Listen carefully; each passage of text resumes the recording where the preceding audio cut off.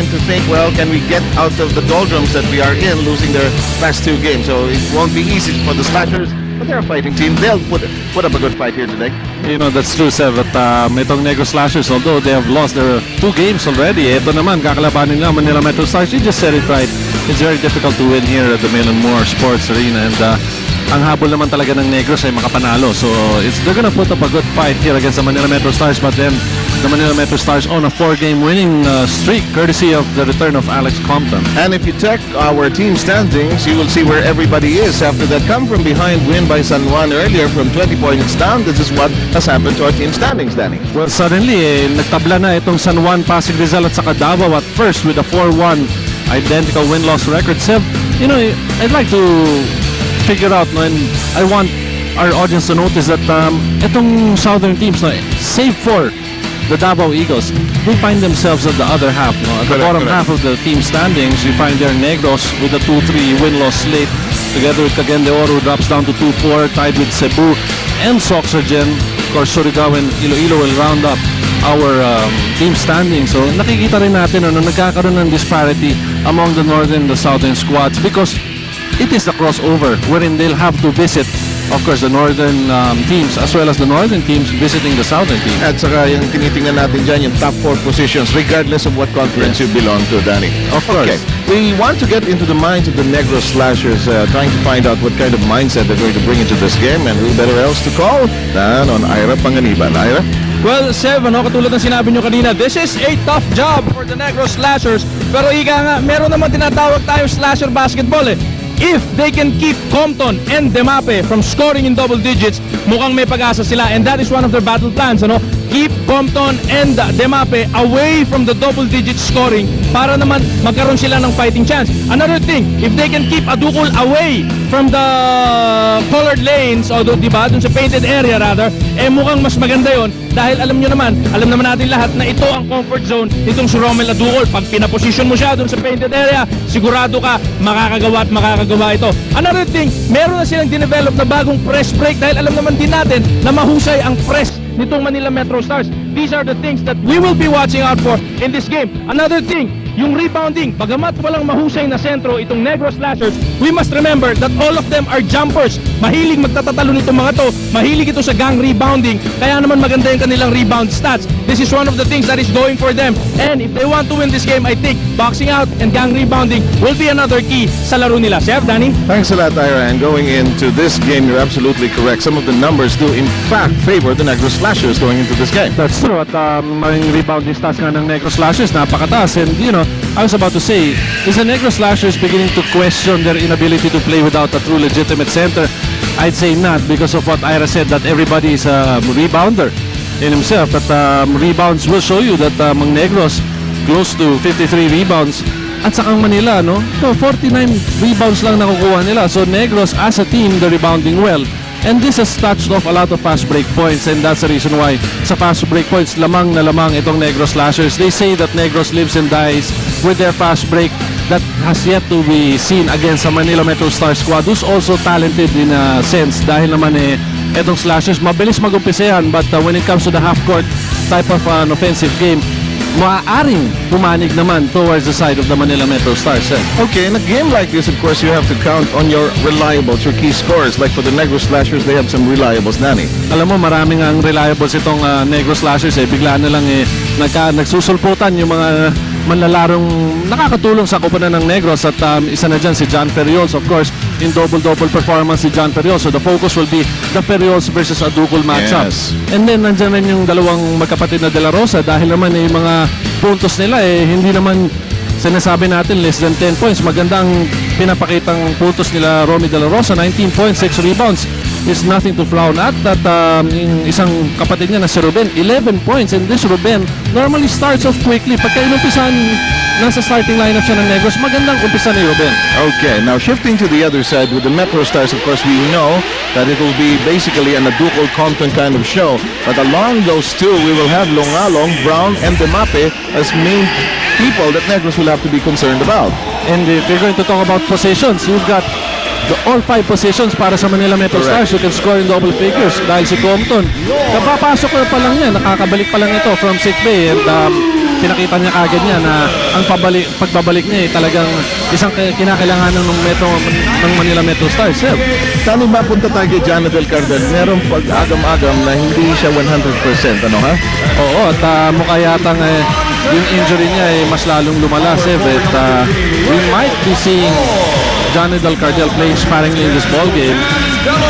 Although you might want to think about Negros pushing that button a little for Johnny Del Cardel to get back into the game. Pero din kasi Danny, maipasok lang, baka it might be a boost for the team. He may not score as much, but if he's on the floor, it should help the cause. And now let's meet the home squad here in their home territory on the mainland Mortar. The Manila Metrostars, the 1999 NBA National Champions. Let's meet them. Your Manila Metrostars. At center number 10, Romela Duco. Power forward number 23, June Longala. Small forward number 22, AC Brown. Big guy number 44, Alex Compton. And at point guard number 6, Gilbert Temape. Head coach for your Manila Metrostars, Boise. The referees for this ball game are Mr. Northbound Progress and Belga. They will sport jerseys 7, 22, and 20. By the way, our quartet today is made up of Danny Francisco, of course, who's beside us, Ira Panganiban, and Dayan Castilla. As we take a look at the 10 gentlemen who will begin this ball game. Danny Negros loves to run. They should have the edge in running, especially when you consider that you've earmarked the rebounds as a factor. So Manila will be hard-pressed in that running game as well. That's true. At magiging importante rin dito para sa Manila Metrostars yung kanilang pacing, because if Negros will keep on the pressure against Manila, Manila will have to go to their bench. Yes. In the meantime, Demape with a hook pass. Good spin by Romela Duco. And the ice is broken and a bad pass picked up by Brown. Into the three-point territory goes Compton. It's 5-0 swiftly. Well, I don't think Negros was ready for this pressing defense. Not this early, Danny. Not this early. In the meantime, Maue Wellar is being hounded by Demape. That's going to be a good duel. Wellar trying to call up a play. Clock is down to 11 and 20 and 40 seconds. Less than that, 5 quick points by the Manila Metrostars. Here's Ferios looking inside. Longalan is all over him. Ferios with a good move, a little too strong. Here comes Duco. Can't control it, but AC Brown is there to rescue them. Compton nearly traveled. Demape in the clear. And the rebound being fought for. It's picked up by De La Rosa. De La Rosa brothers are on the floor, but with butterfingers. A wasted 3-on-2 fast break. Yes. By the Negros Slashers. Kung pumasok yun, Danny, and they had the chance, okay, equal footing tayo. Makaumpisa na maagang Manila, but with that boner, they're depressed again. At mukha yatang nagulat itong Negros, no? Call it opening game jitters, pero kaumpisa pa lamang natin, naka 5 points na bigla itong Manila. Yes, that's a very, very quick start. In the meantime, Longalan is trying to waltz with Ferios, but Ferios a step late defensively. And a great move by June Longalan, who has come into 4 over the last 2 years. The press by Manila is on. The pressure being applied. Oh! On the other hand, Demape blaming himself for the mistake. But kailangan ng tulong ito si Maui Wellar and bring the ball down. And rightfully so, Negros presses the timeout buzzer. It's a 7-0 run. Looks like it's a 30. That will be interesting. Let's listen in to June Noel and how he tries to check the early bleeding that has happened so far. If we can zoom into June Noel, that would be nice.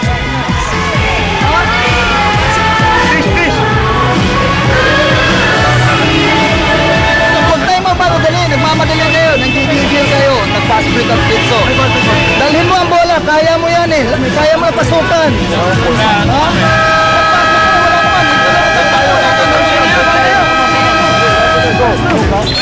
Confidence building timeout more than anything else, because should the bleeding continue, such a rapid start by Manila, and you do not want to have Manila off and firing early.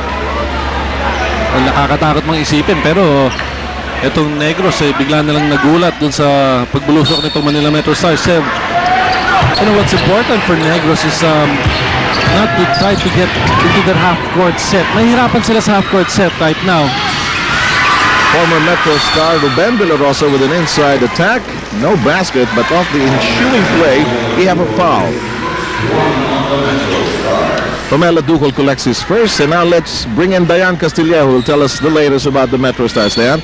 Well, Seb, the Manila Metro has, of course, loved to play here in their home court, but there was a sense of seriousness in the locker room before the game. Coach Boise Samar wants them to win this game, actually every game, very badly, because ang gusto niya ay lumamang sila, or they want to move up in the team stands, because he believes that is a very important psychological edge to the team. Actually, ang pinafocus niya in this game is more of the mental health of the team. He wants them to be composed, he wants them to concentrate, and of course, he wants to build their confidence. So far, they're looking really good. They are in solo fifth, but he wants them to be in the top two. There's a Leon, Seb, Danny, And that's a good point, Diane, because you have to take a look at the way people or the teams are moving about in the team standings, and you have to consider not only one game at a time, but in the league in general. In the meantime, Mapore inside by June Lungalong makes it a 9-5 count here at the 9:28 mark. We have an offensive foul. This one will be called against Maui Villar. Itong pesky defense being provided by Gilbert Demape is making life difficult for Maui Villar. Yes, indeed. That's going to be number 1. What is Negros not doing correctly in breaking the press, Danny? What do you think? You know, they have managed to get the ball in the middle to a teammate. Ang problema lang is that they expect Maui to bring the ball down. Everybody can bring the ball down. It's just that kailangan nilang basahin yung depensa. If Maui is already clogged and wala naman bumabantay sa kanila, they might as well just cross the half-court line. And that is something that they have not done all too often here in the opening period. In the meantime, Ira, nadinig natin yung huling timeout ni June Noel. At sabi niya, ba't kayo nagmamadali? Relax lang kayo. Yun ang kanyang comment kanina. Anong basa mo ron? Well, yun nga kasi mukhang, sabi nga nitong si Danny kanina, mukhang opening jitters nga talaga, no? Nabigla sila, hindi nila akalain na at this stage, magpre-press kagad itong Manila. So nataranta sila doon, medyo hindi sila nakaporma kagad. Mga kababayan, may isang magandang balita tayo para sa mga fans na Slashers. Ano yan? Slashers Basketball will have an additional guy. Alvin Teng has just been signed up by the NEGROS Slashers. He will start playing on April 19 for the Slashers. Seb, Danny? And that is definitely good news for the team from Negros. They will add some size. The factor of size has always been a concern of June Noel and the Negros team. In the meantime, Manila continues to set this blistering pace. It's 11-5 with less than 9 minutes to go in the opener. There's De La Rosa circling around. Looks like it'll be an offensive foul against De La Rosa. Well, De La Rosa using his left arm to ward off Alex Compton. They had the right thing in mind of trying to post up. De La Rosa against Compton, but there's that nudge. 8 minutes and 45 to play. We're in the first set of 12 minutes. Pleasure to have you with us here on your Wednesday Warfare here at the NBA on Studio 23. Here's a Ducol, nearly lost it. Trying to establish control with 7 on the shot clock. The flip will work. And you've got 6 points now for Romela Ducol. Kailangan hindi na patanggapin ito si Romela Ducol. Kahit na napakalayo, kaya niya ipukol eh. I think his range has improved tremendously over the last 3 years. When he's bottled up downstairs, he tries to drag it away and pops it from the outside. Chris Ferriols now drawing the double coverage. De La Rosa up against Compton. Yes. De La Rosa should be aggressive. Knowing the Metro Stars as well, they could be very much into this ball game. He could be the X factor for the Slashers here today. Well, this time around, hindi na niya ginamit yung kanyang kaliwang kamay para ma-ward off itong si Alex Compton. He gets the foul, a possible 3-point play for him. The thing is lang, what Manila is trying to do, they're trying to offset the half-court offense of Negros because they know that they will be going down to Ruben De La Rosa on a mismatch problem on Alex Compton.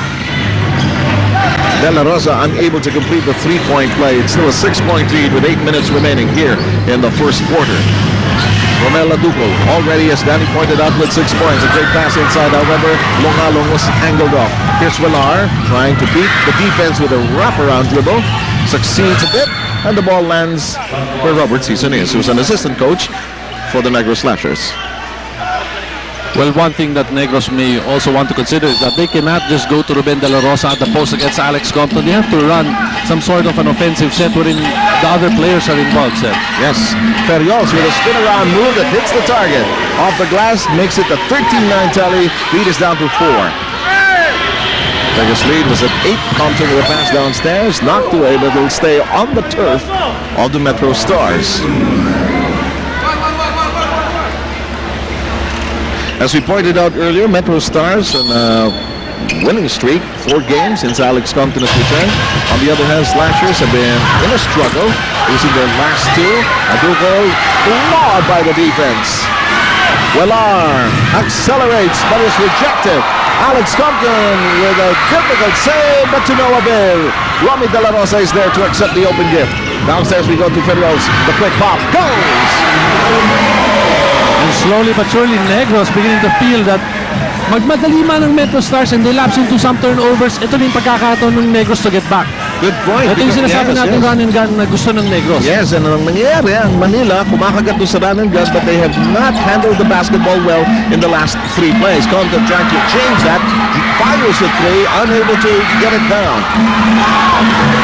Here's Wellar. But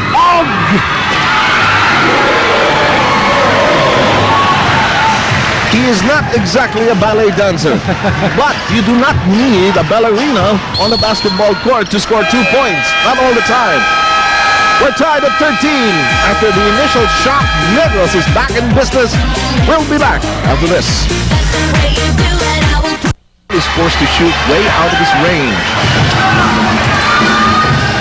Wellar lobs it to Ferriols. Goes downstairs. Manila Metrostar fans yelling for a traveling violation. De La Rosa has a hand on it, but there's a hand on his hand. And Cesar Brown will be called for the foul. That's going to be number 1 against Brown. Let's count the team fouls. That will be 2 against Manila. Negros on the other hand with 1. That's Chuchu Serrano, still unable to get going as far as playing is concerned, and we hear that he might be playing sometime April. Natapos na raw yung hard part. Sabi niya sa amin ni Director Alneri kanina, yung therapy. Ferrios! He had a nice breakfast, a good lunch. Probably merienda was good as well. He has now given Negros the lead. Are we looking at a 40-point game for John Ferrios? Oh, maybe. Let's see. Yun yung ayaw ni Alex Compton. Nung sinabi, nakita nga natin yung interview kay Alex Compton. But what's happening to the Manila Metrostars right now, Sel, is that they're going too much on a Romela Ducal. They've got to set up their play very well. The other options have not been gone to, as Demape has hardly touched the ball here in the opening minutes. In the meantime, Demape will be on the sideline as the ball was tapped away. We're down to 5 and 34. We're flying here in the opening quarter simply because of the pace that has been set by both our squads. Here's Demape trying to lose De La Rosa. The shot is a little too strong and better position by Brown. Kicks it outside to Compton. The quick release is in the bag. That three-pointer pushes Manila back in front. All the points of Compton coming from the 3-point range, and here's that press again by the Manila Metrostars. You lose a lot of precious seconds, Seth, pagka ito, nag-iisip ka kung anong dapat mong gawin pagka nagpe-press ang iyong kalaban.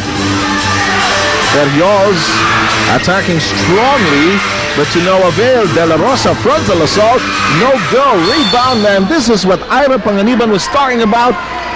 They rebound as if may pinipindot na buton si John Noel. Uing talon kayo lahat. Uing talon kayo. Compton will collect the foul, his second. You know, just positioning on the rebounding department that makes Negros so good. Yes. In the meantime, Dennis Madrid will be checking in for the first time. Moe Wellar was huffing and puffing. He was really tuckered out, going up and down the floor for close to 7 minutes. Madrid is bottled up. Over to John Ferrios. He has clearly lost a lot of weight and has helped him immensely. Dayan Castillao will tell us about the Metrostars who have lost as much as an 8-point lead. Dayan? Before the game, a big concern of Coach Boise Samar was the number of turnovers that the Metrostars suffered in the game against Cebu. They had 34, and out of the 34, Cebu was able to score on 33 occasions, so he was very careful to tell them na kailangan iwasan ang turnover. But so far, the turnovers have cost him a few points here. And he said, you guys, you can't walk down the court, you have to run, you even have to sprint back because the fast break is the strength of the Negros team. Of course, with the offense, like you said, they can't always go to Ducol. He wants them to guard their place. Thanks a lot, Diane. And what has been happening is nako-conscious tuloy ang Metrostars about the number of turnovers, and they're not playing their normal fluid game which we saw in the early minutes, wherein they uncorked a 5-0 run.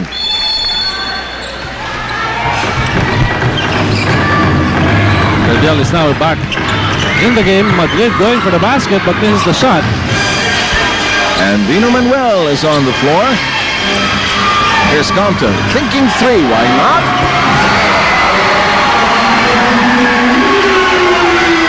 You tell me, you have a show with him. What does he eat for lunch?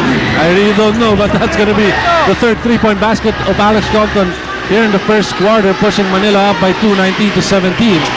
So we've got a seesaw battle here as we wind down to the last 3 minutes and 56. De La Rosa overshoots. Here's Romel Aduco plucking his third rebound of the game. Alex Compton to Koch, who's in the game for the first time. Joel Koch sends it over to Aduco. Compton thinking of a shot. Will pass off at the last moment to go to... Oh!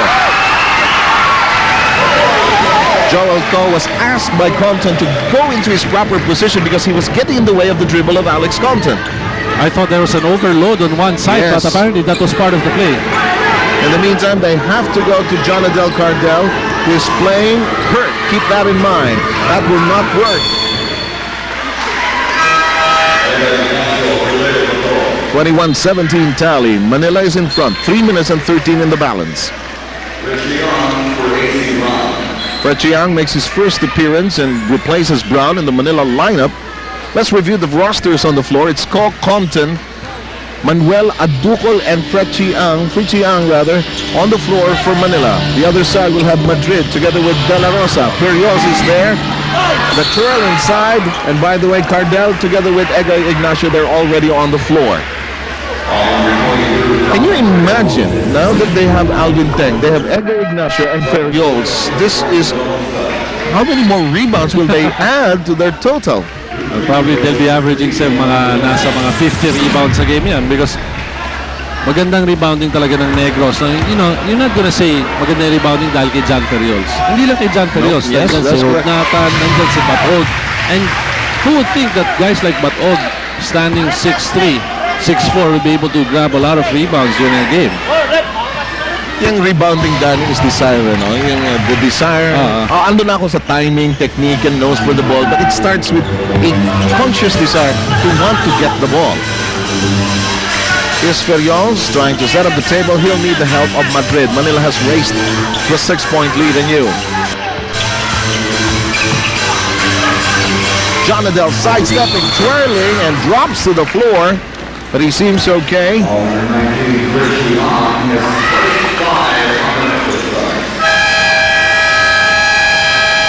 We will take a short break because we got a timeout called by Negros. 10-2 run uncorked by Manila so far in the last 2 minutes or so. Joel Koch with a long cross-court pass over to Alex Compton, who's trying to issue this no-look passer to can't drain it. Under goal is Manuel. He swatted. Madrid lobs it. Perios, tough catch. Perios, he's open, but he fails to score.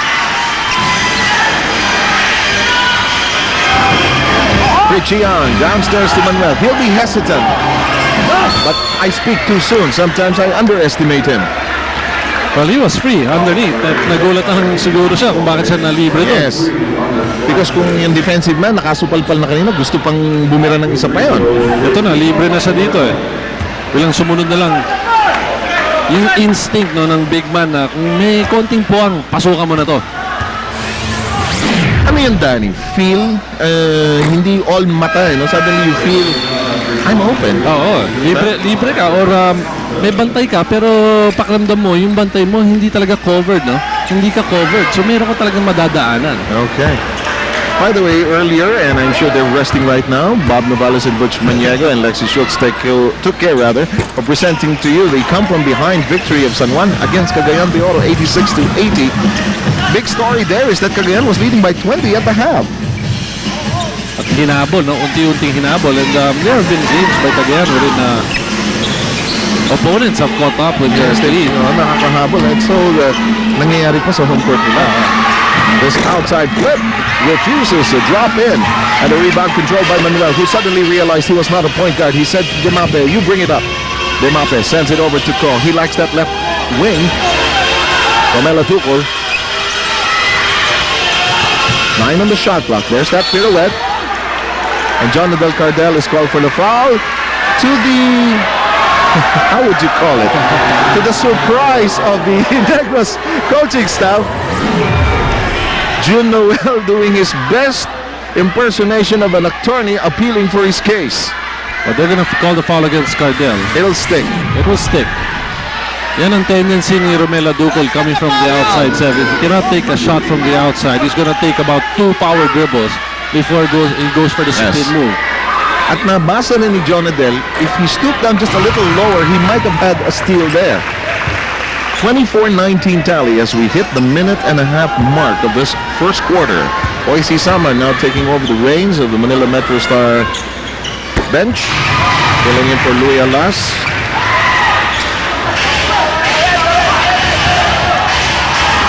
Madrid open.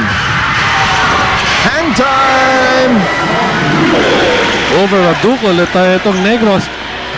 Now that they're beginning to break the press of Manila, they have managed to just close in on the lead of Manila by 4, 25 to 21. A minute and 9 seconds remaining. Here's Demape. We're up. I thought he was traveling. It's an offensive foul on the other side of the floor Against Dino Manuel. That's going to be number 1 against Manuel. in terms of, well, that's not a team foul, but Manila has collected 4 already. The same thing for Negros. Here's another look at a FedEx fast break. FedEx, we live to deliver, courtesy of Mr. Madrid.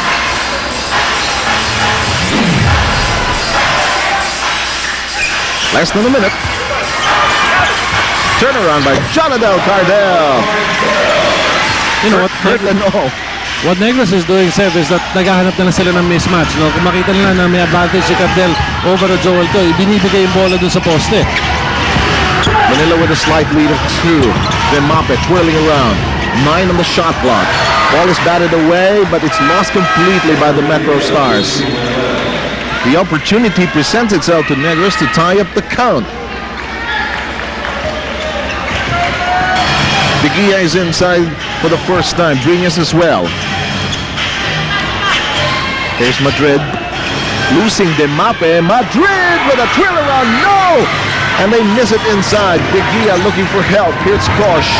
The clock is down to 13. Demape straight, but not true. Rebound is controlled, but there's a foul first, gentlemen, says the official. A little push by Jojo Breñas will give him his first personal foul, Seb, with 9.1 seconds. I just saw Coach Boise Summer signaling to Ibet Demape. Marami pa tayong oras, no? And there's a chance for Negros to tie up the ball game, as what you've said. And alam ng Manila rin, no? They have got into those timely substitutions. Pinalitan na si Compton, si Aducol. They may want to rest their 2 stars first because mabilis rin ang umpisa nitong Manila sa first quarter. Correct. Pugnatan does not get the second free throw. Primero shot, and the game clock down to 3. Cardell, aware of it, lets it fly, knocks it in. It's a 3.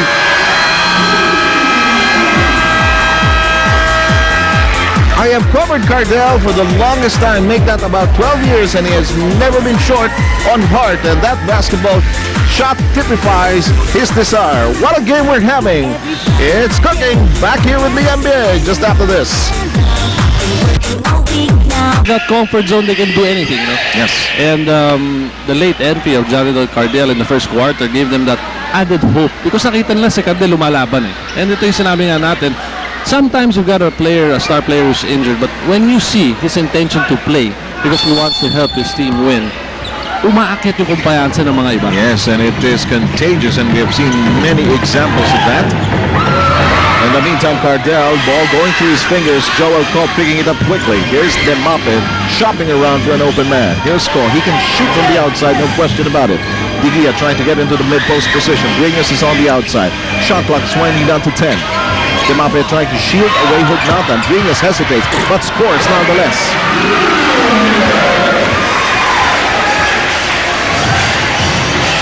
Here's Judge Primero. Ball game finds Manila still in the lead, or getting back the lead, that is, 27-26.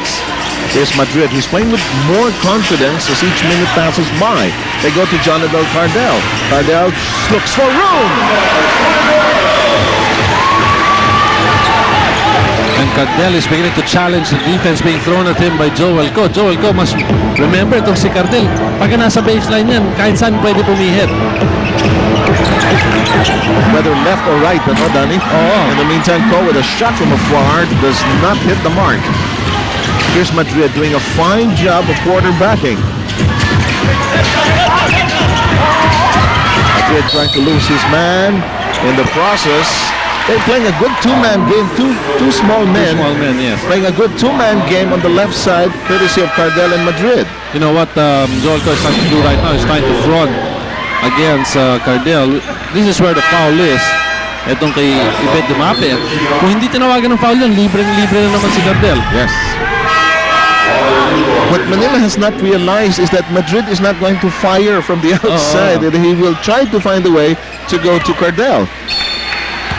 Magandang pinapakita ni Dennis Madrid because ito yung isang manlalaro who looks forward, looks ahead every time there's an opportunity for the fast break. Nakatingin kagad siya sa harapan niya. Primero trying to lose his defensive man. Madrid says, I'll try a shot on the outside, and it's a big three. Metrostars in a bind here. They're fallen behind by 4. Dayan Castellano. Well, Seb, like Coach Boise Summer said before the game history, in that last time out rather, he was trying to settle his spirits, saying, don't worry guys, just relax and try to keep your composure with this fantastic run by Negros. Ang sabi niya in the defense, they're smart but they're not aware of what's happening on the inside. So offense naman, sabi niya, we have to mix our plays. We can't, hindi ang balabanan dito kung sino mas mataas na score. They have to look for the open man.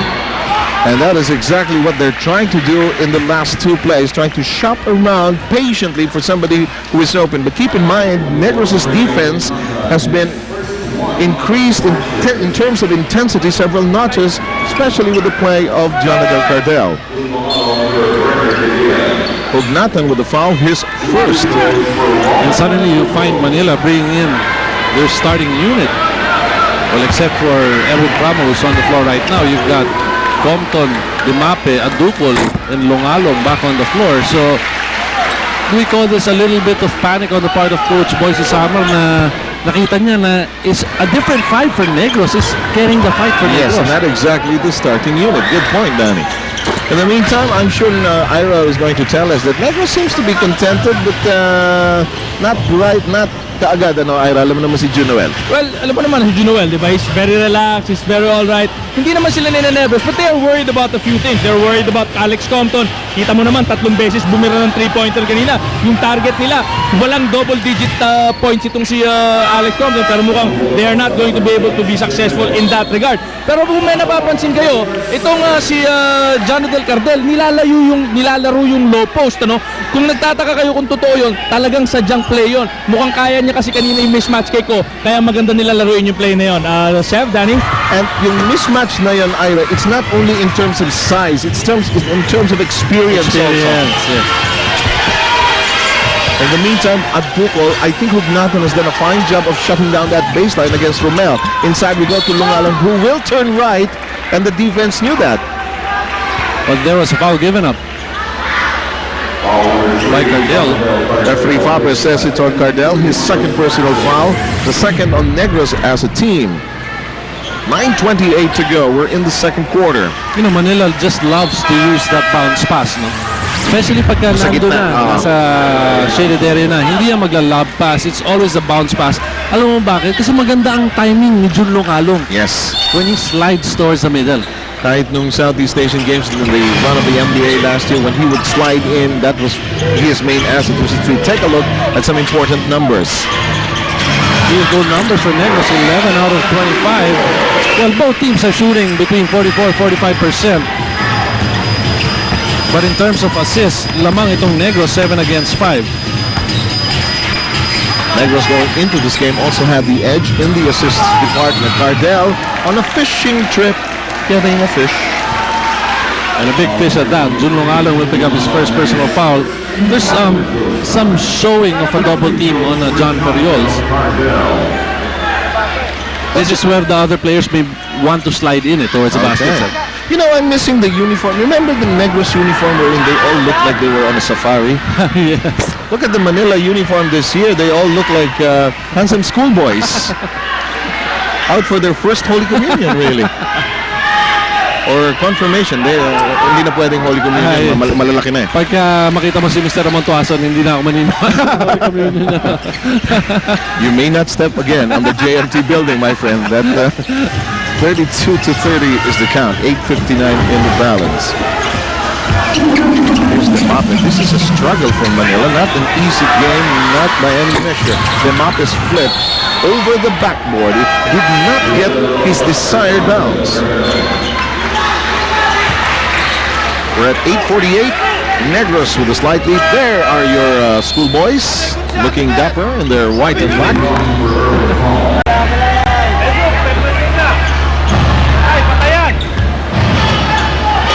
Madrid. A point, Danny. Why is Manila no longer using that press which was so effective in the early goings as Madrid drills in one? Well, nararamdaman na ng Manila na on the second pass, pagka ma-break agad ng Negros, they're off to the races, off to the fast break. Ang ginagawa nila, they just want to kill that first pass. Doon sila nakakuha ng steals. But since they're not successful, and ito na, takbo na ng takbong Negros, might as well off sandali. Let's back off first. Madrid has been a headache for Manila. Here's De La Rosa up against Demape. De La Rosa twirling, wheeling, dealing. Will not get the bucket, but will get the foul instead. That's gonna be number 2 against si Bet Demape. Si Demape naman, sometimes you begin to rely on player tendencies. No? Once he gets beaten mo, susundot to. There it is. It was so tempting, Danny, no? Problema lang, pagka nakatago yung bola sa isang manlalaro katulad ni Ruben De La Rosa, medyo malapad yan. Na-shield na ng body eh. Na-shield Pataas ang tira niya ng tapik eh. De La Rosa muffing his first try. Keep in mind, Negros has a 4-point lead at this juncture.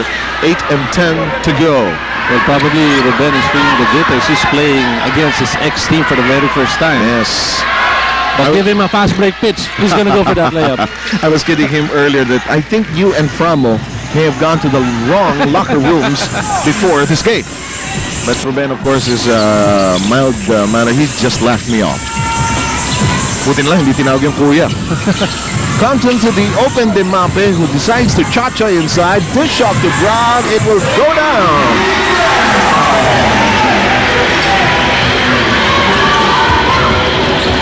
Alex Compton decides to bring up the defense. His team behind by 3. 7 and 40 to go. Here's Ferios, who was hot in the opening 12 minutes. The lefty stab will not work, and the rebound is clogged down by Lungalong, but it's off his foot, and he cannot believe it. And he's asking for a foul. Etong Negros talaga, no? Those blue shirts, you just find themselves under. Parang may black hole. Everybody gets sucked into Yes. that area. De La Rosa, this is Robbie who drills in a long 3. You know, Seb, kaya naging successful na itong Negros with Dennis Madrid on the floor as their point guard is that they are able to set up yung half court nila. Kung Good, si Maui yes. wala na yan, tatakbo, hindi nila Yes. alam kung magsa-set up sila o magpa-fast break. Madrid has injected a high sense of organization on the offensive side for the slashers as Brown kicks up one inside, can't get it to go in. Here's Madrid, looks ahead, can't find but anybody open for the break. Madrid says, move away, gentlemen. We'll try to do something on this side of the floor. The double team is run and De La Rosa loses it. And his Achilles heel of thinking basket first before controlling it, somehow stepping back in. We take a short break but return swiftly with 6:50 to go. Talaga. Katulad ng foul na binigay ni Reyna Hood natin. That's gonna be number 2. Pero trabaho lang. Kailangan nilang banggain si Romela Ducol, take him out of his comfort spot. Si Robin De Rosa ito, ano ha? Oo, makakasama natin siguro to sa Goma Cup coming soon. Iinisin na naman tayong dalawa pagka masama ang palo natin. Robin loves the game, plays it a lot. In the meantime, illegal defense. Mabagal yung isang rotation on the other side. Well, they are too concentrated on Romela Ducol trying to defend him that nakalimutan nila. na on the weak side, si John Ferriols nag-aabang. And this where you can see John Ferriols. Ito yung nag-aabang lang siya. Iniwan niya si Julong Along. You can never do that against your man. You have to stick by close to your man. It is called the hello defense. Hello, Huliga.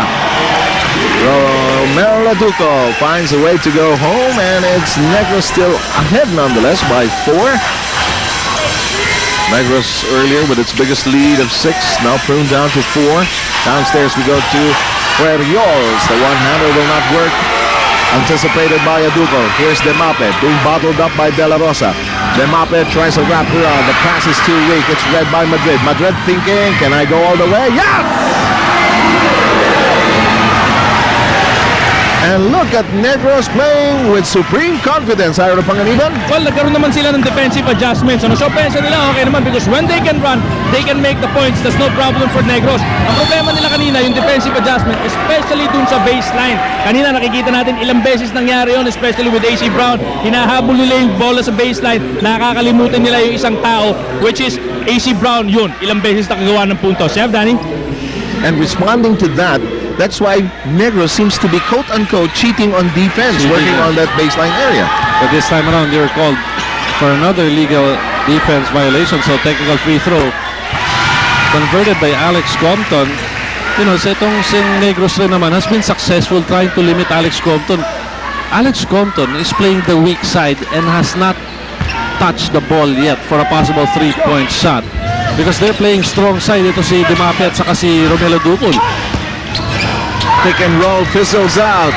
Picked up nonetheless by the persistent Jun Lugalong.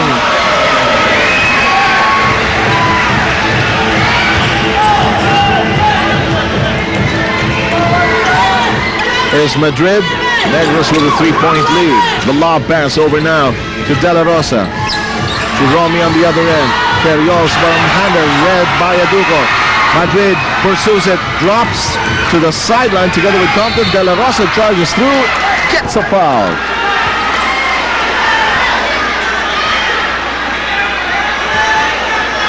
We're down to 5:07. And Negros is telling Manila, maybe your home court, you won 23 out of 24 games here, but we don't care. Full Casillo, dikit na dikit shot block here. Ganda pa ng pagbasa ni Romel sa dalawang tira na ni Ferriols. Yung galaw ni Ferriols, ito yung sinasabi natin, he's gonna dip his shoulder a bit. But doon niya kinukuha yung spring niya for his jumper. De La Rosa may have to review his follow-through between yung kanyang pag-say goodbye dun sa shot. It's not going all the way down. Makes the adjustment. He is now 2 of 5 from the free throw line. We're hitting the 5-minute mark of the second quarter. Lob to Pichian, who's back in the ballgame. Angled off by the defense. Madrid huffing and puffing. Ferriols steps into this layup, which falls in. And see the different kind of a ball game when you have a Dennis Madrid. Ano, he will not push it, pero he will manage to find the opening kung sinong libre. Yes, does not force the shot. Tries to be as judicious with the ball as possible, but Longalong has been a headache for Negros. 4.5 to go. Ferriols, a moment of indecision. Starts a grind, thinking of Aduco on his back. The difficult shot, refuses to drop inside. Longalong has it, looking for Compton.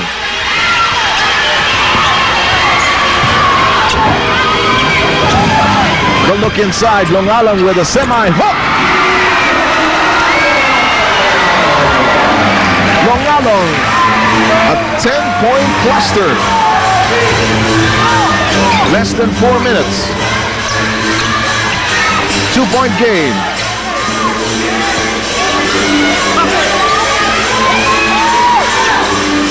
Madrid decides on a 3. Open, but no sir. Medyo nababasa na yung 2-man game na gustong gawin ni Madrid. The lead to Romel. Short. There's Romy De La Rosa. Ruben is ahead. Wiped away by Compton. Lead pass to Romel Laduco. And the ball game is tied at 43. And that's a clear no-fish slam dunk.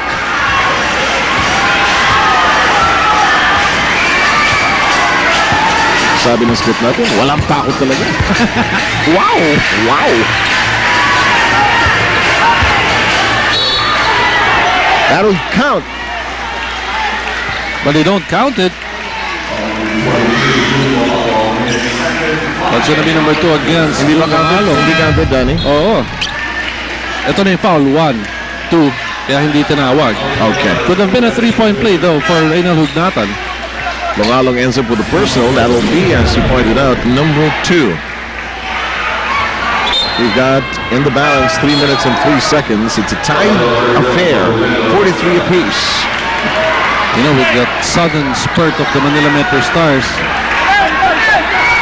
there is also that question mark of Romel Adupol asking to be replaced. So they might be working on spurt serve, no? Na napapagod rin itong Manila Metrostars. Yes. So if Negros can apply that pressure of that running game, we might be seeing a different kind of a ball game. Hugnatan unable to keep it down.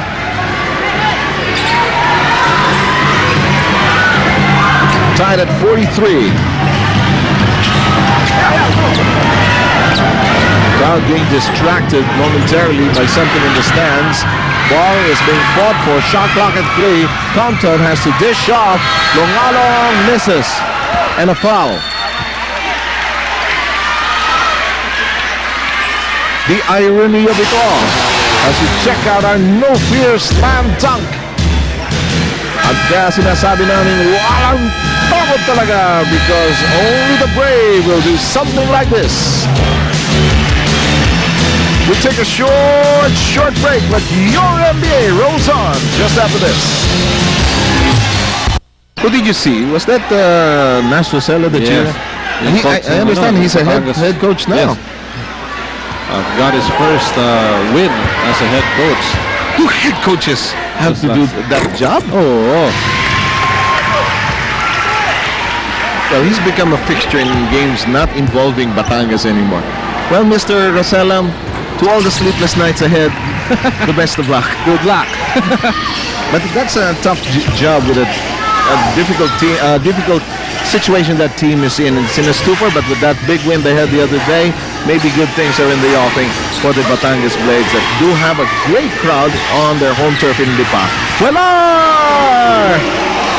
We're tied at 45. Ira, napapatrabaho ka. Marami nangyayari Hindi, kausap ko kasi kanina si Alvin Teng, tinatanong ko siya kung ano yung nakikita niya dun sa bagong team niya. Sabi niya, he expects a lot from this Negros team. Number 1 kasi, kumpleto na yung team na to para sa kanya. Dadagdag lang siya para i-beef up yung big man position. Diba? So yun yung kailangan right now nakikita natin, mahusay na rin itong Negros Slashers team na to. So sabi nga niya, mukhang kakayanin nila barring anything that might happen. Kakayanin nilang tumakbo hanggang dun sa Final Four barring anything that might happen in the process. Sev, Danny? Thanks a lot, Ira. Of course, the news, as Cardell drills in one, is that Alvin Teng, who's in the audience right now, formerly of the Laguna Lakers, has now been signed up by the Negros Slashers, further boosting their stock on the front line. We're down to a minute and a half. Compton drilled in one earlier. Gets one more. When he's hot, he's hot. Mainit nga ito. Pero itong si Johnny Del Carden, maganda lang lalaro. De La Rosa unloads a three, congs off the iron. We've got a whistle downstairs. But Og looks like he swallowed the canary. Well, it looks like it's June Longalong who swallowed the eagle instead because he was rushing away from the scene of the crime. And if it's going to be called against June Longalong, then that's going to be very big. Don't you get a kick out of June Longalong's reactions after a foul is called? As if he has never committed a single foul in his career. Yeah, but that's going to be number 3 against June Longalong, and he has to be replaced because the big guys as well as the guard, si Ibet Demape, meron ng 3 personal foul. And I think he was complaining too much, and that's why he has been issued a technical, and that's why Mr. Cardell is on the strike. John Adele drills it in, cuts down the Manila advantage to 1 as there's a better look at Nash Rosella. Let me check the schedule. They're scheduled to meet Negros on the 23rd of April. Not scheduled to meet Manila very soon because nasa crossover pa tayo, no? Kumbaga sa pag-aaral ayaw mag-cram itong si head coach Nash Rosella. gusto niya malaman unti-unti kung ano yung mga plays na ginagawa ng magiging kalaban niya. Danny, from a coaching perspective and scouting as well, is it different when you see it live vis-a-vis seeing it on tape or on television? Mahirap kasi pagka nasa tape, you don't see the whole angles, no, wherein the team plays. Hindi katulad nito, especially kung nasa ibabaw ka, nakikita mo yung parang meron kang diagram na sa iyong kaisipan. Yes. Compton on the quick release. No siree. Wellar, lead pass. Ferios, good fake. Well done. And he has a 12-point game. Pressure being applied by Negros. Brown in dire straits. Dribbling problems. Guilty of traveling. And Brown hasn't been getting his game going for his team, and the Slashers so far have managed to really push Manila into some turnovers here in the first half. And this is exactly the point Dayan Castillero was talking about, the turnovers that Boise Samar was wary about going into this game. We have a 30 being called, will hang on to the air. Keep in mind that when halftime swings around, we get to know more of the players who guested on different ABS-CBN shows. We'll take a look at the highlights of this opening half, the big numbers as well, and Danny Francisco's breakdown of the first 24 minutes. Just to keep you posted on NBA news, San Juan with a big come-from-behind victory against Cagayan. 86-80 was the final count. Cagayan de Oro leading by as much as 20, and that's a painful loss to swallow. Okay, let's see. As we take a look at Boise Samar, we saw in that game, Danny, we were watching the second half, the gradual collapse of Cagayan de Oro in that game. It was so disheartening for the fans of Cagayan de Oro to see their team just fizzle out in that second half. At saka ito yung hindi yung fizzle out na mabilisan, no? Unti-unti.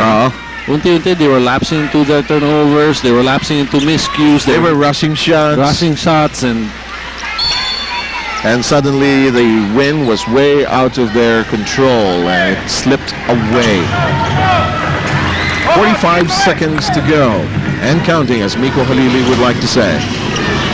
Miko has a big shot clock and game clock on his watch. Cardell, De La Rosa, Cardell, shot clock reduced to 2. Cardell says, even if you reduce it to 1, I'll score. With the way he's playing here today. Cardell with a 15-point game, injured and all. Difficulty getting it across. Just managed. 8-second barrier. Adukol in deep. Compton free. Open.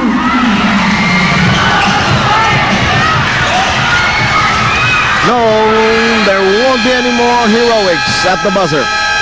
But we've got a great game going for all of you to stay with us. This is just over at midway point. We still have 24 minutes to go. Negros is ahead 54-49, but it's been a seesaw battle between two great teams.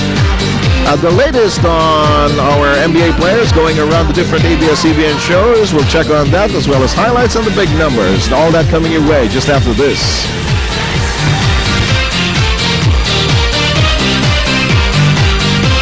Ng NBA sa Today with Chris. My dad is Filipino, and my mom, they met in college. My dad was playing football for Washington State, and it's kind of funny because you see my dad, and he's only 5'9", and my mom's 6 foot. My mom's half Dutch, half German. My dad's part Spanish, part Chinese, part Spanish, part French, part Filipino. Okay. So, ang dami. United Nations ka. It's a hit! For sure, hindi pa yan ang last na TV appearance ng mga kapamilya natin sa NBA!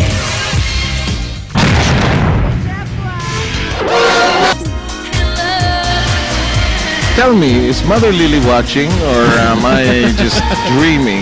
Because kung kulang ng artista ang mundo ng showbiz, ang mga players natin, Saka, napalagay mo, Alex Cotton, artists? Oo. Kaya. Ang cute nga magtagalog. Okay, nakalimutan ko tuloy yung score. 54-49 ang bilang natin. Takbuhan katakot-takot tong game na to, Daddy. Oo, talagang takbuhan, hindi lang yun. Talagang pakiramdaman ang nangyari dito sa ating first half dahil nakikiramdam itong dalawang koponan whether to go on that fast-breaking game or whether to go to their half-court set. And we'll show you in our highlights in the difference between these two games. They have managed to switch on their fast-breaking game and switch it off when the time is needed to switch it off. Oh, exactly. Well said. Now let's switch on that tape, roll the OBB, and let's take a look at the halftime highlights. Well, Manila was off to a very quick start, and we will see here that Romela Ducol will start the game for Manila on that spin move. 8 points for Romela Ducol in the first quarter. However, itong si Compton, step back 3-point shot for him. Nothing but net. 3-point basket. 5-0 bilang napilitan magtawag ng timeout. Etong Negros Slashers, Longalong will get one over John Ferriols. And this is when eto si Romy De La Rosa, veterano na to. Hindi siya na-alog whatsoever on that jumper of his. 3-point basket for him. Ruben will get this over Alex Compton. There was a foul here. He failed to convert the 3-point play, but nonetheless got the basket. Ferriols will get this short stab. A simple shot, and Negros managed to tie the ball game. However, ito si Compton talaga, no? Mahilig tumibo ito si Alex Compton. That's gonna be number 2 for Alex Compton. Count 3 for Alex Compton. Total of 9 points in the first half. 14 points total, actually. 9 in the first quarter, that is. And then Johnny Del Cardel, who says I'm injured, gets a 3-point basket. Negros managed to stay on top by 1 at the end of the first quarter, 26-25. Sa second quarter, let's change it a little bit for Negros. Let's not go to our fast-breaking game. Let's go to Dennis Madrid, who hits a 3-point shot. It was raining 3-point baskets, actually. A drive by Madrid over Alex Compton. Madrid, surprise package for Negros, 9 points for him. Ibet will pass it off to Cesar Brown. Brown has been struggling so far in this ball game. And Romy De La Rosa will get another 3-point basket. 2 3-point shots for Romy, a total of 8 points.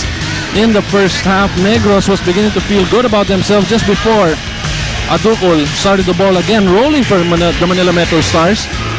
This initial spurt by Manila, courtesy of Ducol, Longalong, and we will see a steal by Compton.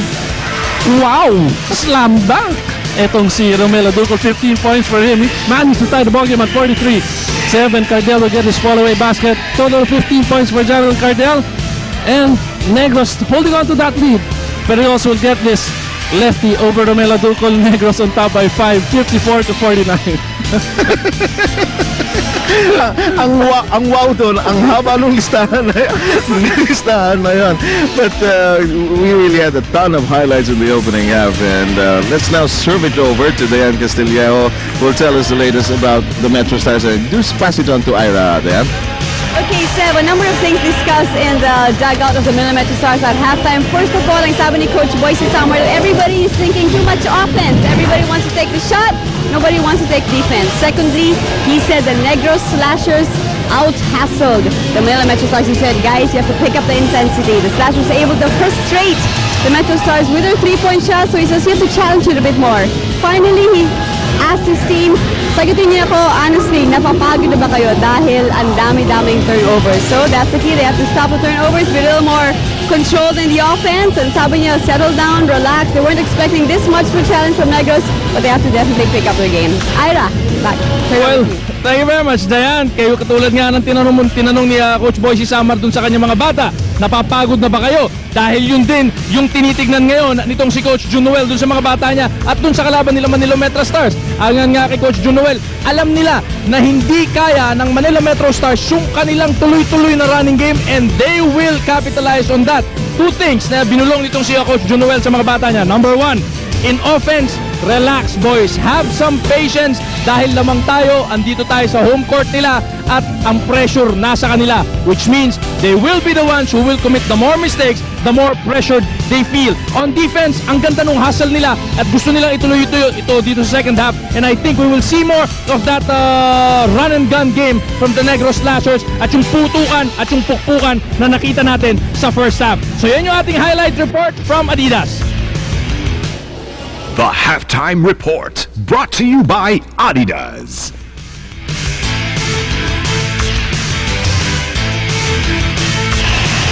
Thanks a lot to both Dayan Castillejo and Ira Panganiban. We check the numbers of this opening 24 minutes. You know, we're having a close game 7. Proof of this are the numbers being shown right now. 50% shooting for both teams from the field. Assist, halos malapit ng tablahin itong Manila Metrostars yung assist ng Negros. Negros up by 1 assist. in rebounds, 23. Negros is up by 2 rebounds, but to highlight this rebounding department in favor of Negros is to find that Negros has gotten 8 offensive boards as against 4 of the Manila Metrostars. This is where I'd like to highlight it because sa rebounding department, nabubuhay itong Negros Slashers, and who would think that a team with a lot of power forwards lacking in a center slot ay makakuha ng rebound against Romel Aduco-led Manila Metrostars here in the first half.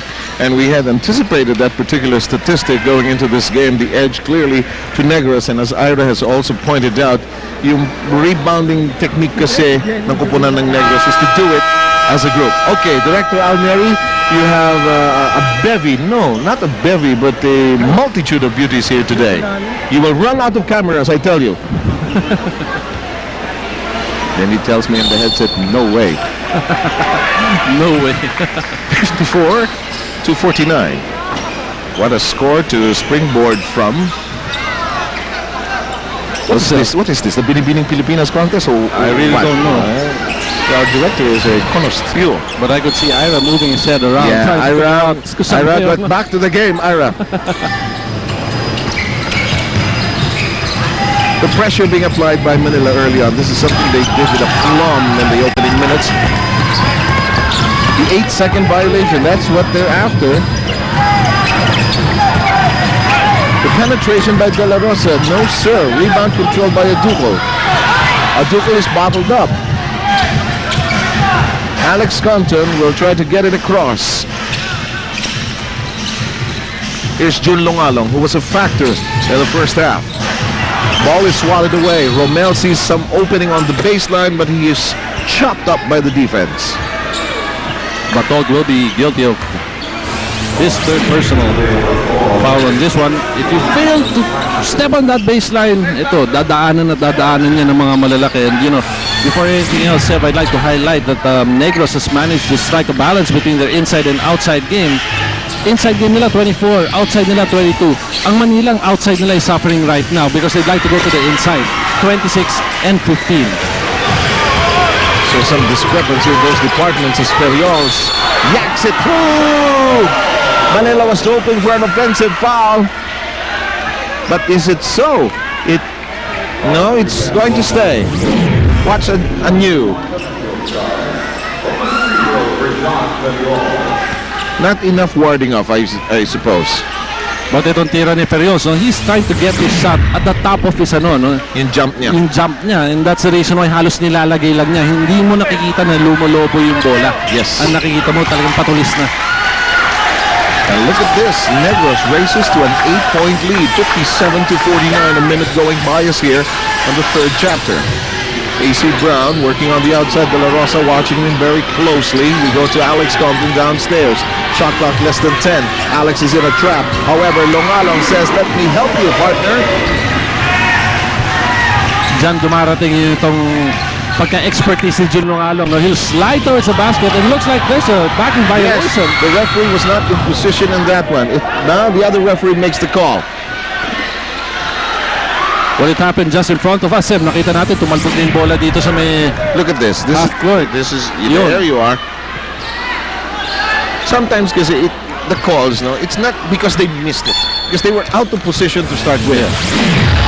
But they managed to call that backing violation nonetheless. Kaya tinulungan siya ng isang referee naman because first referee, number 20, that's Belga, was just slightly off position. Demape rings the bell, cutting down the Negros lead to 4. Well, this might be a good sign for Ibet Demape, who failed to score in the first half. That is only the first 2 points of Ibet Demape. Valar and Batog, the battery, and there's a double dribble against Batog, and he's not aware of it until now. So the press of Manila working right now. And it's not a trapping type of a press, sir. Yung press na yung tao-tao kung ating tatawagin, ano? Hindi yung pino-force sa sideline. Yun ang object ng isang press, o na isang trap, to be specific. Here's Romel Aduco with Batog keeping him company. Demape covered by Willard. A slight fall away by Aduco. What a follow, but just didn't work for Brown. Willard lobs it over to Batog. Batog will fly! You knew he was going to do that. He must have been a trapeze performer in his other life. But you could see the challenge of the guys of Negros against Romelo Ducol, I said. He must have performed in Cirque du Soleil a long time ago, one of the great circuses of the world. Wala lobs it, and it's anticipated. Nabasa, will we have another dunk? Yes! Wow! That's a Novir slam dunk.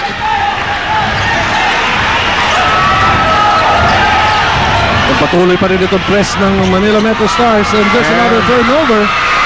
Negros nonetheless in the lead, 59-55. Aducol once more the same. Goal! Well, hirap na hirap itong Negros.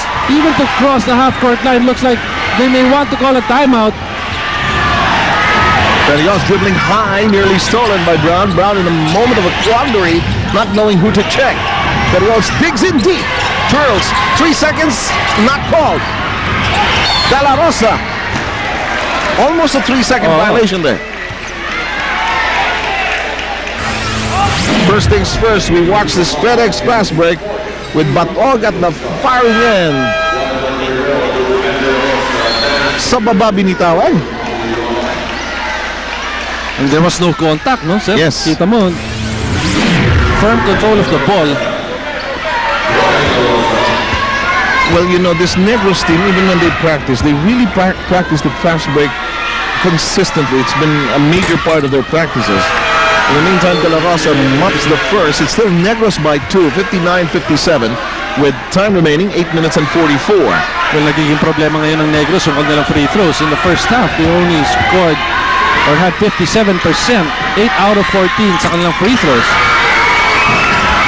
And, Perios picking up the garbage, turning it into gold. And we have a good-sized throng of Negros fans supporting the Negrense team just behind the backboard of the Manila Metrostars. Alex Compton, fall away baby, kabang! Compton registering 16. Madrid is back for traffic purposes, controlling the flow of the traffic, that is. Cardell being asked to drop into his proper position. Perios at the receiving end, 7 on the shot clock. Will Perios shoot now? He will. He will not make it go. Demape spearheads the attack. Top angle. No sorry. Alex Compton, he might squeeze the trigger but decides against it. Inside to Romero. Difficult reverse. And again, the sudden spurt of Manila, tying up the ballgame at 61. In terms of deadlocks, it is our 5th, the first and the third quarter. And that's going to be number 4 against Ibet Demape. Ito yung mahilig sumundot si Ibet mula sa likod, no? Thinking that it's also good na makasundot ka kung malaki yung kalaban mo. Pero kung mas maliit, syempre mas mababa ang dribble nitong si Dennis Madrid. And you're going to lose out in terms of that particular mismatch, and that is exactly what happened to the Mape as Danny was describing it. Here's Madrid working the top of the keyhole area, trying to set up the table properly. They're working on a sort of a triangle on the right wing, but they decide against using the apex there. We go to Perios. Perios waiting for the defense to crumble, but just couldn't deliver the shot. Poise in the game. De Gia drops it inside to Romelo Ducol, and Manila is in the lead. Ducol with 23 points, and June Noel senses a tad of trouble, wants to correct some bleeding right now. 7:02 to go, 30-second timeout. We'll listen in to June Noel and his huddle.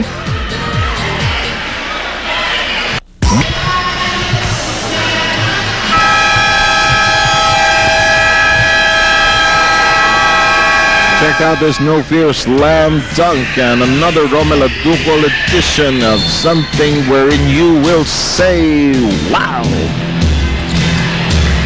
Danny has said that many times tonight.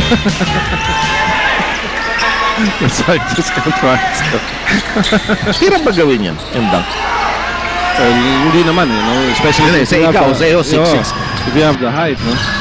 Pero yung takes so much effort din, ano? Oo. Cardell slashes up the inside to no avail, but in your face! And it's getting bloody inside. Finally, a foul will be called against Romelo Duco. Looks it. And we in the meantime want to go to Ira Panganiban, who will tell us the latest about the Slashers who have fallen behind here. Well, kailangan na nilang gumawa ng offensive realignment. Itong Negros Slashers, Coach John Noel mismo ang nagsabi nun. Kanina kasi hindi nila mapilit yung kay Ferriols, kay John Ferriols, because alam na nitong si Romel Aducol kung paano harangan si John Ferriols pag nagpo-post up siya. So malamang ngayon ang gawin nila at yung tinuturukan nila ni Coach John Noel, doon na nila kukunin yung post dito kay Jonathan Cardell dahil alam naman natin na meron silang mismatch kanina pa. Sir Danny? And in the meantime, Ira, they're trying to get points from wherever possible, that is, but all trying to get something done from the free throw line. Ball stripped away from Aducol. Jonathan Cardell running with referee Inolva. It's a simple layup, but there will be 2 points as well. And he gives the lead back to the Negros Slashers, 64-63. And looks like itong Manila will start going to their two-man game. Itong si Aducol at saka si Alex Compton. Compton beginning to grind hard, but his pass is anticipated by the defense. Hold it.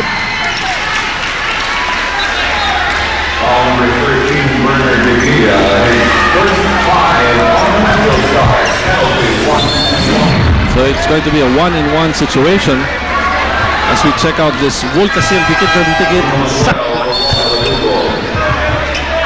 Boom! Manila, ang dami mong ano ngayon, ah. Oo nga, kasi Loaded ka. You're a sound effects box tonight, huh? By the way, earlier Manila with a 14-4 run. You are the only one I know who can make Ira Panganiban roll over from one side corner of the sideline to the other. 65-63. 5:54 left to play in the third. Cardell playing hurt. His knee has been nagging him. He pushes Negros in front by 3. Compton popping out. Will drill in the 3, but failed to bring it through the cords. Madrid slows down. Shot clock at 14. Romy De La Rosa up against Brown. Romy finds a way to scoop it up, but fails to deliver. Alex Compton is in a rush. Slows down. Goes to Manuel, who will drill it gently at the glass, but too gently in fact. Here's the deliver, and the ball will go to the Negros Slashers. And one thing you will learn as you get to appreciate Alex Compton is that he will never blame the man who missed on the possible assist or the possible basket. Because it can happen to him. Oh, yes.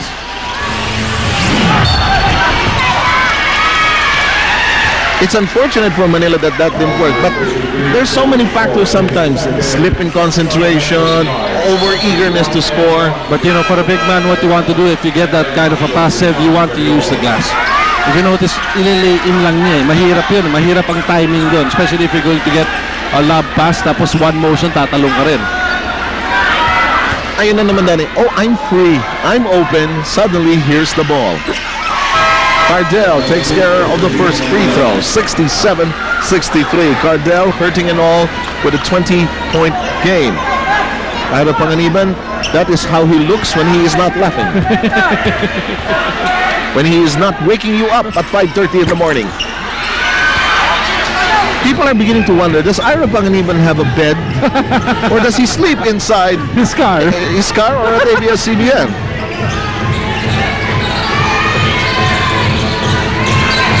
The pass, it'll go the other way. You know, what Manila is trying to do right now is that they're trying to get Cesar Brown involved into the game. They're trying to get the outside sniping of Alex Compton into play. And this is where you'll see that slip. The ball will go to the Negro side. De La Rosa accelerates, goes to just missing out. Now Manila, on the other hand, will have to stop worrying about the officiating. Now they're beginning to perceive that there are so many calls not being made in their favor. Hindi lang yun, nawawala sila sa concentration. Sev, would you believe na itong Manila Metrostars with that foul by De Gia already with 17 fouls Yes. compared to only 1 by the Slashers. And that's why the Slashers have been to the line more often than maybe Manila would have wanted it. And slowly but surely, pumapasok na rin yung mga free throws ng Negros. A while ago, they were missing their free throws. And now when it seems to matter the most, it is beginning to fall in. 69-63. 4:45 to go. This is your NBA, your National League on Studio 23. Sam Sarmenta alongside Daddy Francisco Dayan Castillero and Ira Panganiban. Reporting to you from the Mail and More Arena in San Andres, Manila. Apal underneath.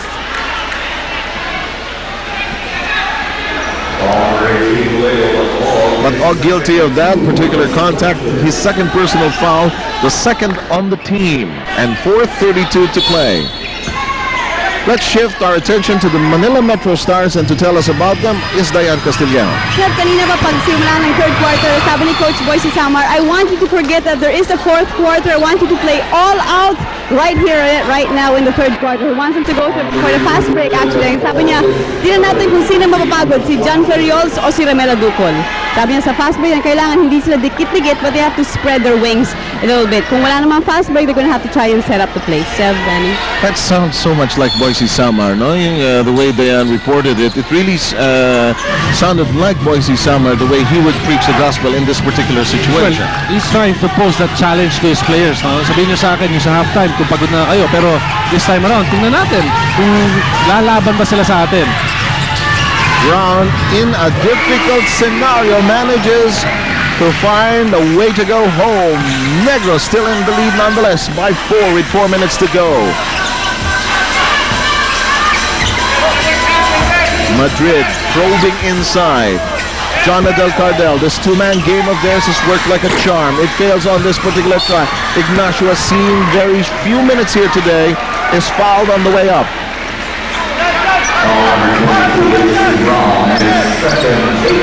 So number 2 against AC Brown. Again, it's going to be 2 free throws right now for the Negros Slashers. You know, they'd like to pound itong si Ibet Dimape dahil may 4 na personal fouls na. That's why they want the ball to Johnny Del Cartel. Might as well fish for one more. Taking out Dimape takes away some versatility on the part of Manila. And the free throws have been the asset of Negros in this period. If not for those free throws, this would have been a much closer game. Maraming free throws na itong Negros Slashers dito dahil sa penalty situation na ang ginalalagyan ng Manila Metrostars. Now, Shawi, where do I go? Tell me, do I stay here or I go? We stay on. Okay, we'll listen into a huddle here. While okay, let's listen in. Okay, Bernard, Alex, AC, Ibet, okay, I pick and roll, pick a side, usually on the side on Alex, okay, what's out, Ibet, go, okay, Romel, go, Bernard, go, AC, Alex, patap, okay, so Ibet, Romel, Alex, Bernard, AC, come on, go, drive hard tayo, ha, high post.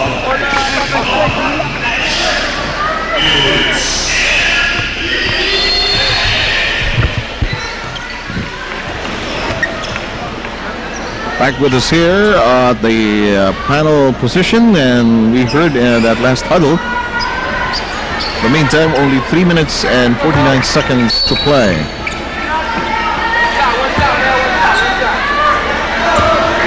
Here's Ignacio.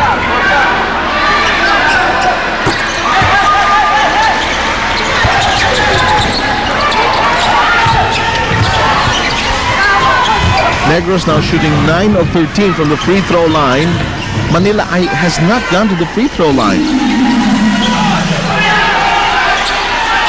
In the third quarter alone, In the meantime, shot clock at 8. Illegal defense, that's clear. Periols was out of position again.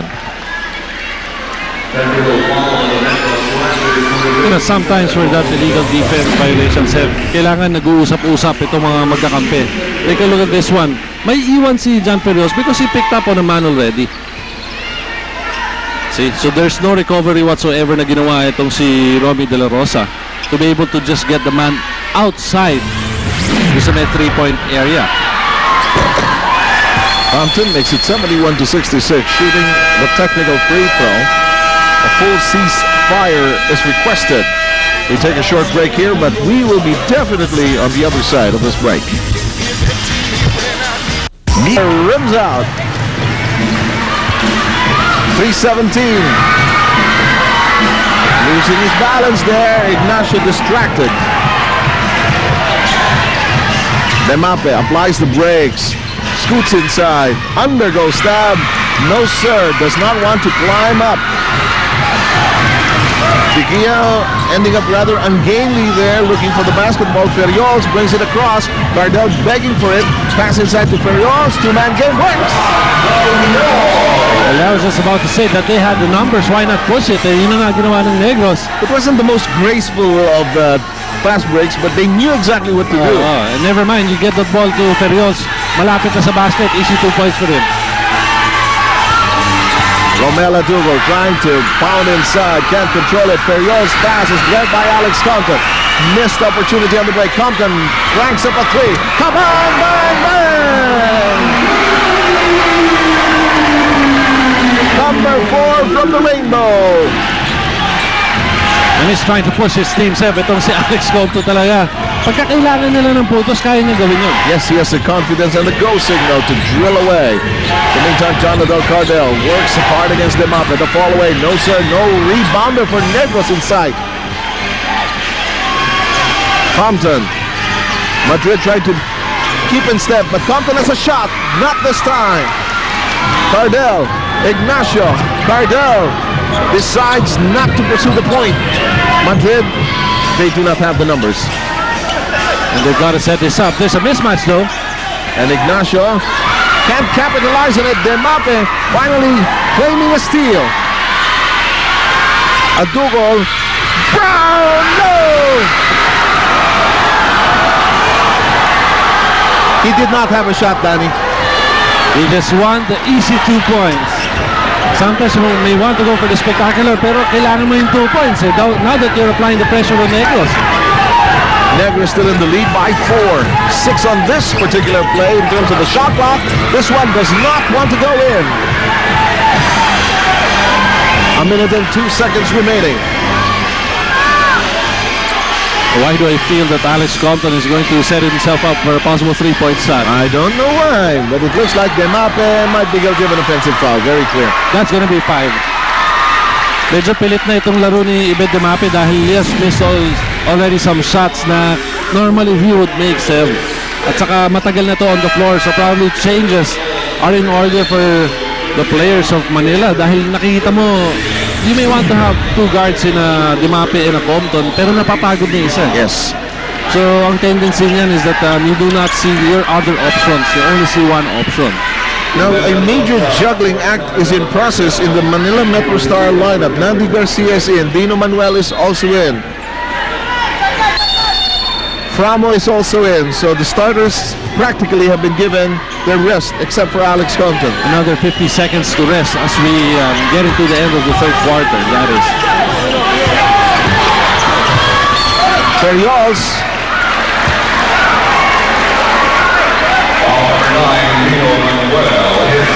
Manuel guilty of a foul, his second.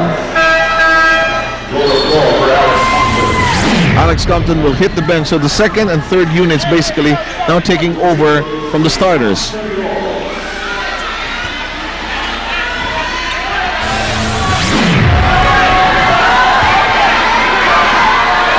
Ferriols. Free throws have been the asset.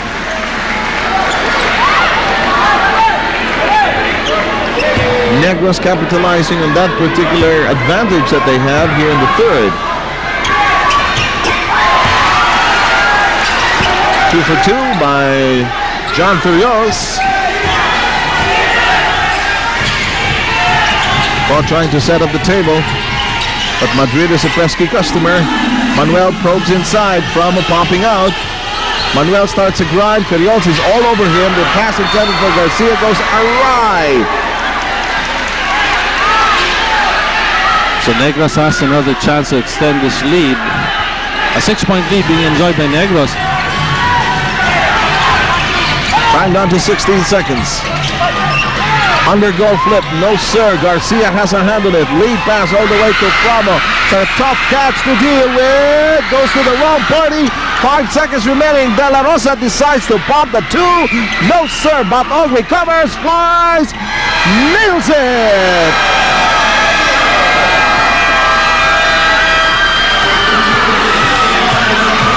And Negros will smile for the meantime as they have an 8-point lead going into the payoff period. We'll be right back.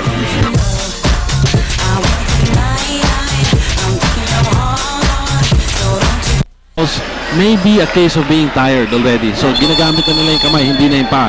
Second, etong Negros, see the changes na nangyayari sa kanilang laro pagka nandito si Dennis Madrid. Now, Maui Ular will be there to showcase the fast-breaking game, but every time you have a Dennis Madrid, somehow it changes the complexion, and the quarter scores will show you that Negros has managed to stay on top, although these are very big numbers. 20 and above per quarter are good numbers for both teams. Moving onward now into the final quarter. It's been a tug of war, to say the least. Framo open. 30 seconds into the final quarter. De La Rosa, Ferriols. It's Manuel's turn to pick up Ferriols. Oh, it goes through. We talk about the second chance opportunities. You never give that to the Negros Slashers. Dayan Castillero will update us on the Manila side of things. 7 that last time out, Coach Boise Summer getting a bit strong with his players. And sabi na, come on guys, don't give up, because he could sense some frustration in his team. He said, when you make an error, when you miss an opportunity, forget about it. Just run the ball down and let's go for the next shot. Exactly. You can't be thinking about the mistakes that occurred earlier. Just have to look forward and concentrate on the moment. But he also the baseball pitch. Again, De La Rosa thinking of the basket before catching it.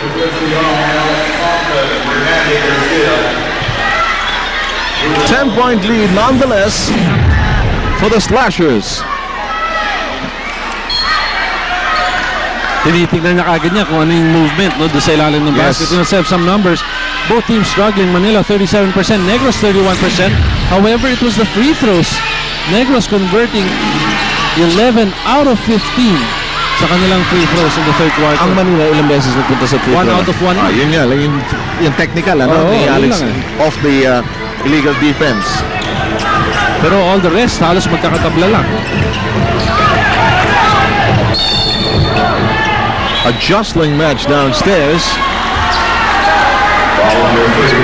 Number 3 against Joel Alto. So this might be the start of putting in the regular players in the starting unit for Coach Boise Summer. They have to match up well because apparently in terms of endurance, matagal ito, matitigas itong Negros Slashers. The main problem now I notice with Manila is that the first and the second units are not as solid. Yes, they do not complement each other, sir. Quickly now to Ira Panganiban, off the basket by Cardell. Ira?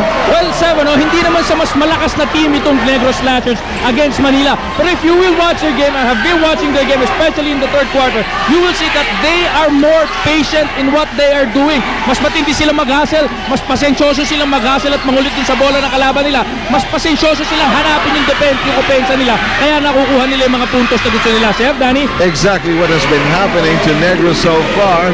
Earlier, Alex Compton, his jersey nearly being ripped off his body by Cardell, unintentional though, and we've got a technical foul, and looks like Boise Summer will get this one. I have seen this. This is called the old man of basketball speaking. I have seen this countless times in all these years, and this is a ruse. A device to sort of get the troops fired up again. Yes, because they've been playing in terms of basing it on what Iris pointed out. Yung desire ng Negros is at a high level, at such a high level that Manila seems to be lagging in that department. But I would say that it was a legitimate cause na ginagawa ni Boise Summer because I saw na talagang may humawak na sa jersey which is true naman, hindi naman Alex naalis Cotton, yun. no? getting off that pick, talagang humuntik na matanggal yung But jersey. if that happened in the second period, he would not have minded it. Not at this point here in the fourth. Not only that, he's down by 11 points. Yes, that's another. We're already in the fourth quarter, down by 11. Very unfamiliar territory itong Manila Metrostars. Yes, indeed. Playing at home. In the meantime, Orioles can't get it to inch in. Batog. I have a feeling that Batog carries about 3 to 4 people for exercise. And I'm talking of basketball players because he seems to not mind it when he has to challenge 3 or 4. Look at this. Isa, dalawa. Ayun, may tatlong aakit yan. Kung kakampi mo si John Perios, iisipin mo na easy 2 points yan para kay Perios. Pero this guy, ito si Batog, hindi niya iniisip. Magaling yung kakampi niya, pero hahabulin ko pa rin kasi pagkakataon ko na yan. And this is where he gets his points, yung mga offensive rebounds. But he has to work on his free throws. Batog currently 13 points. Those are his season numbers. Batog shooting only 5 of 8 from the free throw line here tonight. 83-71 tally. There's a crowd downstairs because they're stacking it up for Alex Compton. Shot clock at 10. Plenty of time. Demape aching for a big basket. Adukol with time pressure. 4 seconds. No success. Everybody from Manila on the outside. And Manila beginning to hesitate in their outside shot. Demape had a clear view of the basket, pero he opted to pass because he has been missing his shots. Madrid checks the interior. Goes to Cardell, his favorite recipient tonight. Kick outside to De La Rosa. Madrid thought about the shot. The shot clock pressure is on with a second remaining. That was a rushed shot if there was one. Here comes Compton. He loves the fourth quarter. Keep that in mind. Great pass inside. Longalong at the firing end. 10-point game.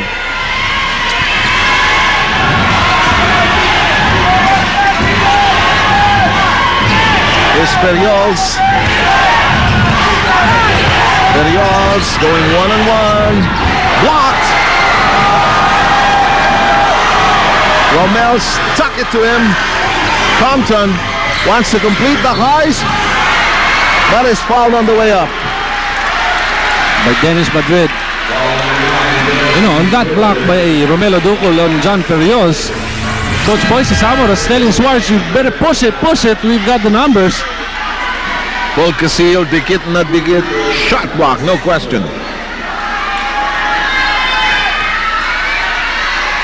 And on the succeeding play, the foul committed by Madrid.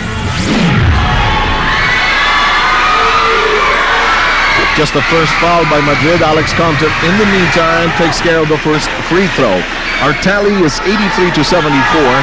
7:58 to go. If you just joined us earlier today in our Wednesday presentation of the NBA, San Juan with an 86-80 conquest of Cagayan de Oro, coming from behind by as much as 20.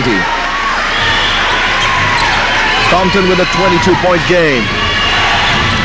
Lead is down to 8 with tons of time. 7:53.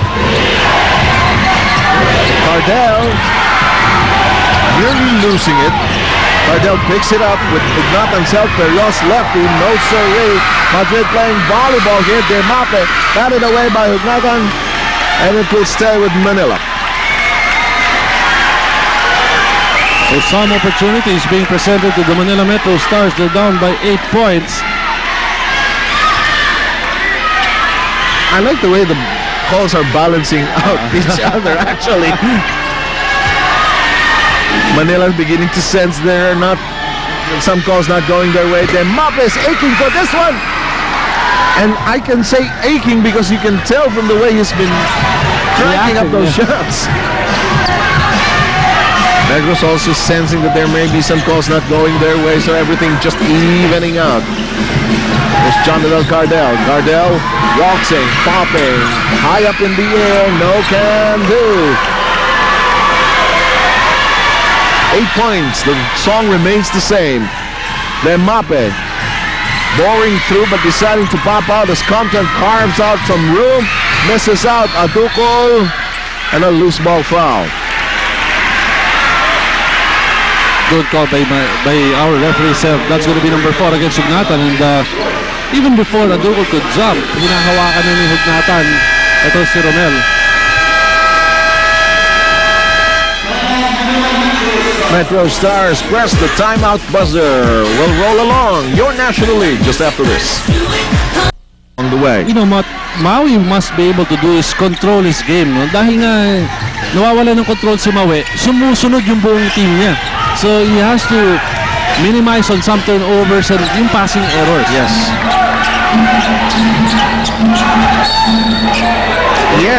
Yes, good call. As you take a look at the quarter scores of 2 key players, that's the production line.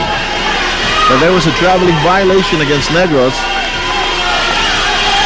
Rolly Buenaflor, the assistant, trying to rev up the troops of Junuel Demape. Not tonight. De La Rosa slightly hanging on to it, and Maui Villar pops out, sends it to John Miguel Cardell. Cardell on the left wing. Probes inside, sends it to Ferrios. That shot has not worked for him in the second half. Dayan Casillero will give us a quick update. Seb, in that last time out, Coach Boise Summers says they're going to go to their bread and butter. Alex Compton on the outside, Aduco on the inside. He was telling Compton, don't just take more shots, and also encourage niya si Demape, don't give up. Subok na, kaya mo rin yan. Okay, I guess that's the only thing he can say to Demape, who has been frustrated all night long as Brown unloads with a second remaining on the shot clock. Time pressure on the Metrostars. 5:40 remaining, 83-75. Our score has not really changed all that much. Well, both teams have missed their outside shots, but mukha yata itong Negros. They're trying to get into their half-court set, no? De La Rosa unloads. It's a long one into the hands of Compton. Villar has a hand on it. He can save it just because Compton touched it. Downstairs, Ferrios will fake once, go up, and is fouled. It was coming. The Longaron couldn't do anything, and that's going to be the 6th and last foul of June Longalong. He knew Ferrios was going to fake first then. Pero ito si John Ferrios has been struggling so far here in the 4th quarter. He has not yet scored, Seb, in the 4th. Ito si John Ferrios. Ferrios' line so far, as you saw earlier, 21 points, at least up to that 3rd quarter mark.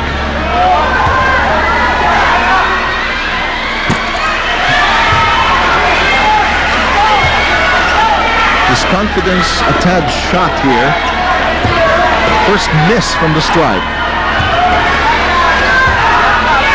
Makes the adjustment, but still to no avail. 5 and 10 to go. Compton and Aduco. Compton uncorks. It'll remain the same, 83-75, with less than 5 to go.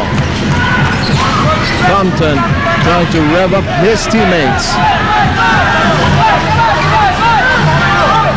Negros may be trying to buy some time here, but maybe too early as Hugnatan creates room of a great pass by Cardell. Well, they knew it coming from Cardell. They just spread out their offense. And Jonathan Cardell just waiting for the double team, and there's Reynel Hugnatan going for the cut, a foul. The basket will count. The big fish also obtained in that catch was Demape's 6th personal foul. So 2 key players for Manila out of this game already. And remember, Seb, we're talking about the bench scoring here, because the bench will come into play now more than ever for Manila, considering that Longalong and Demape are already out. It's a 10-point lead. Hugnatan can make it 11. High looper goes through the cords. Pressure by Villar on Compton. He need not foul Compton. I just said it. Because he would not resist the temptation to make the steal. He did not have to foul Compton because it's going to be death on the free throw line. Yes, but it's a good thing he did not foul Compton in the act of shooting. Or wala pa sa penalty ito ng Negros. Yun lang advantage nun.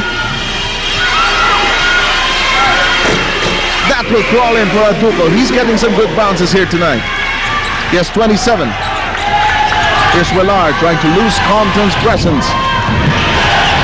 De La Rosa nearly losing it, looking for a friend. Here's Jonathan Cardell. Ang is trying to keep in step.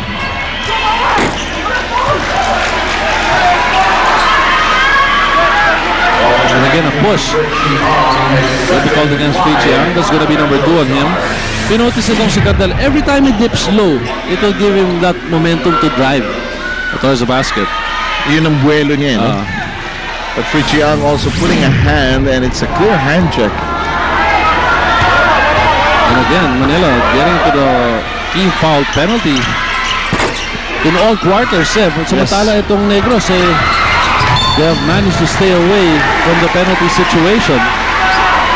Negros will keep the basketball ahead by 9 with 4 minutes and 10 in the balance. But all on the receiving end, hounded by Aduco.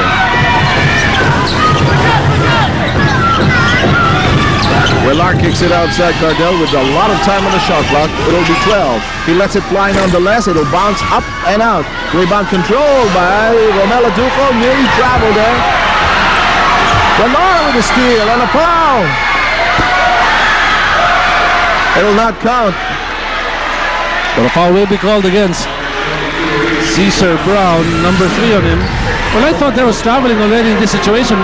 Dalawang pa na Okay, Romel, big steal by Willard, who drops to the deck, recovers it, but there's an arm lock. So Manila, as you pointed out, Danny, in penalty. You know, it's just pure hustle ang pinapakita. Yes, no question. And Willard earns the second. I think he'll earn his playing time here in the final period. Kasi yung factor that goes for Willard, okay, he may not be the excellent baton conductor or the conductor that Madrid was, but he has the chance for steals and hustle, which might be vital here in the fourth and in the stretch.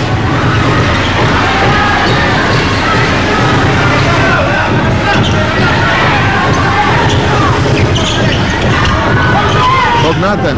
Shot clock at 8. De La Rosa starts a grind. He's in the box. Kicks it outside Willard. Ayun na naman yung patay na bola ang tira, Daddy. It'll go to Manila. And you know, Willard knows how to play on the road. Iinisin niya yung home team. At to the point, inis na sa kanyang tao. But Manila is presented with an opportunity set, and this is one offensive set that they cannot fail. They need to score on this offensive set.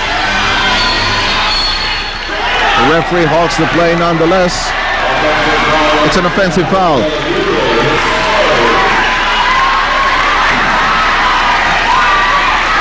Manila could not get their half-court set going, and they cannot afford to give up these kinds of fouls. Sinabi mo, pinipiko ni Maui Willard. There was a switch. Maui was taking on Romel Aducol. Watch this one. Ayan, no?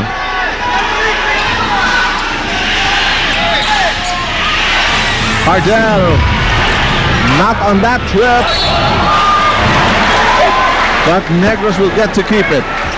May halong swerte din yung Negros sa bola. Hindi lang yan, no? They're not making life easy for guys like Aducol to just clearly control the rebound. Yes, that's even a better point. Basta nandun yung kamay nila, okay na Makaasar lang, makagulo lang, and that sometimes is enough. Chia keeping Cardell guessing and busy. But Negros is not yet out of this. Still 3 minutes, a 10-point lead, not against Manila. No, it's not safe.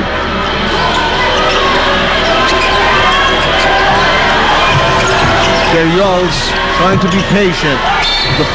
I think he got it.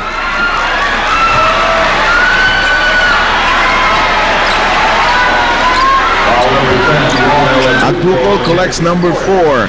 That'll be 17 fouls now against Manila. We'll talk about being patient here in this move by John Perios. He'll give up a fake, and he'll always go to his left side. And we will always take a break whenever we are told to do so. Rough Rider jeans, the official jeans of the NBA 2000. A crisis moment for Manila. A 4-game winning streak is on the line here. The visitors today have not exactly been gracious.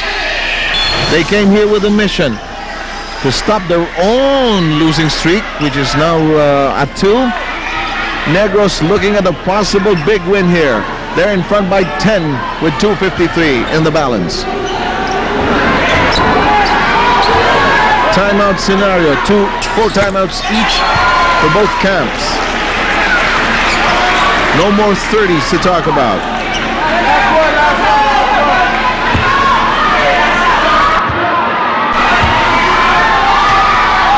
They're yours.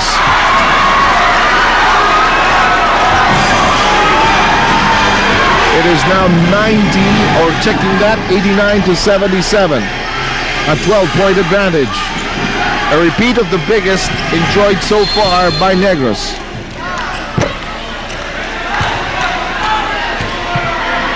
And again, another illegal defense violation will be called against Negros Slashers. So apparently nagkakaproblema sila on who to recover, no, on the defensive end. And it's going to be free throws for Alex Compton.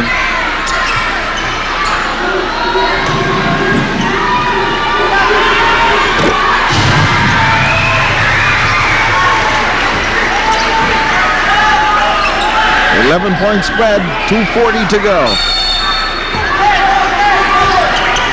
Compton thinking of beginning to take over.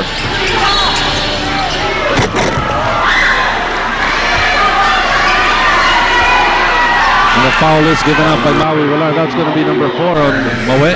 And the 4th team foul of Negros.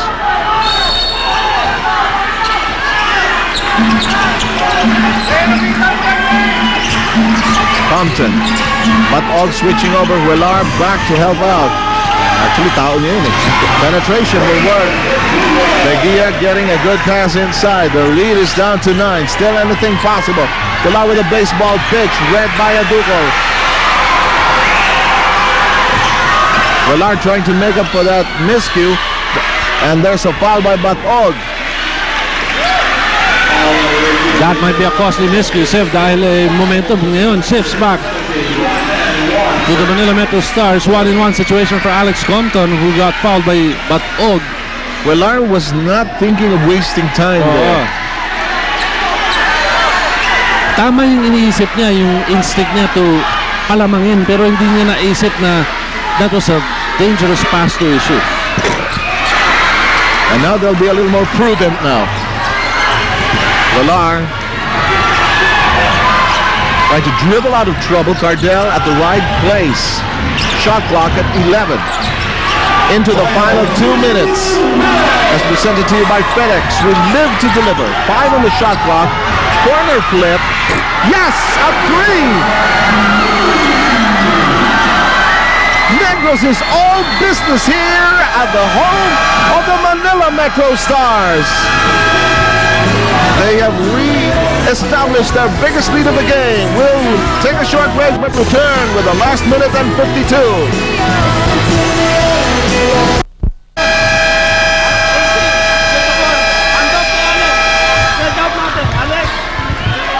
Here's a second look at that last major delivery.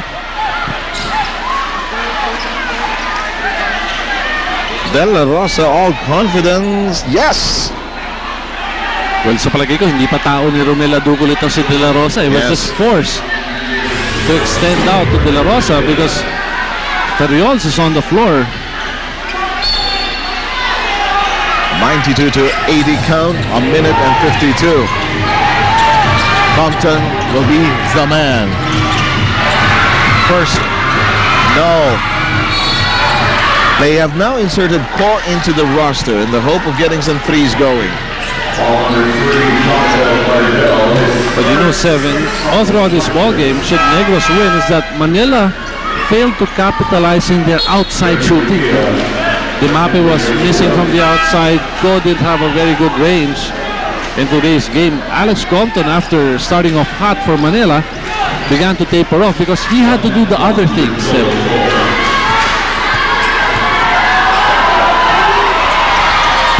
They're Scott taking care of the first, and the Metrostars are definitely aching for the return of Chucho Serrano to bolster their backcourt. Not that they have not won without Chucho, but it's nice to have the Chucho train with you.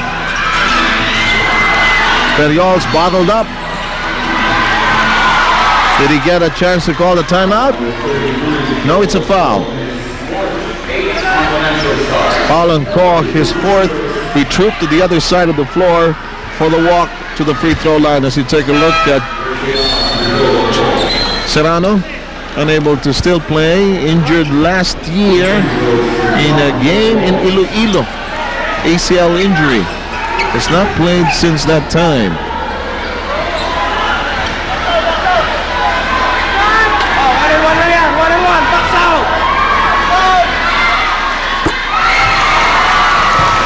Oh, 12-point lead. If this goes, this will be the biggest lead. Mr. Louis Trijan of the Manila Metrostars. One of the best email friends you will ever have. The biggest lead of Negros, 13. A minute and a half before this draws to a close. Aduco thinking 3. Why not?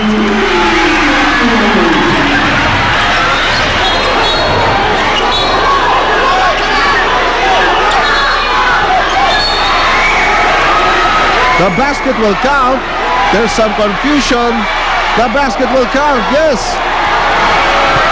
There was no whistle to stop the play.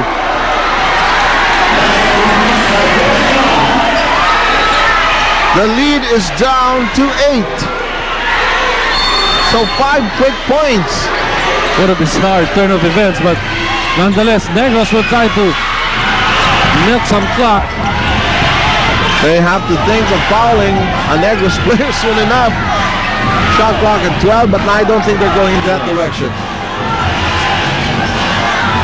Cardell hoping to get the 2 points back. He does!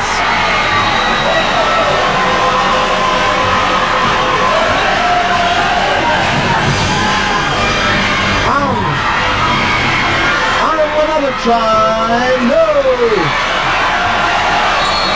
And now time is on the side of Negros. It looks like Negros will go on to win this ball game with 53 seconds left. Wasn't really a good day for Manila, especially in the second half. They did have a run in the third, but it was not something they could sustain.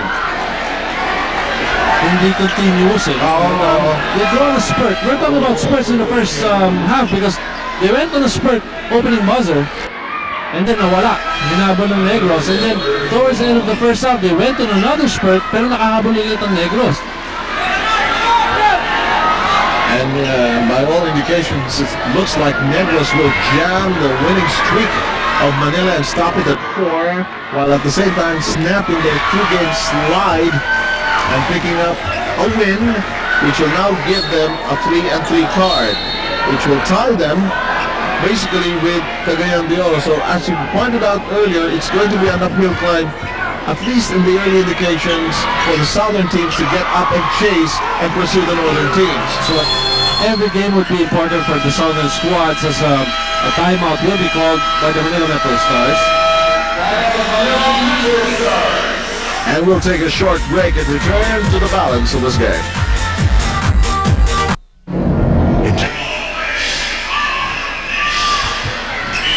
$53 seconds to play. 98 rather to 86, a 12-point lead. And the Negros Slashers stepping on to the floor of the Manila Metrostars with one thing in mind, claiming a big scalp here today. They were off to a shaky start since Manila blitzed them with a 5-0 blitzkrieg. Brown, the 3 is not working for Manila when they need it the most, and Villar caught with his hand in the cookie jar.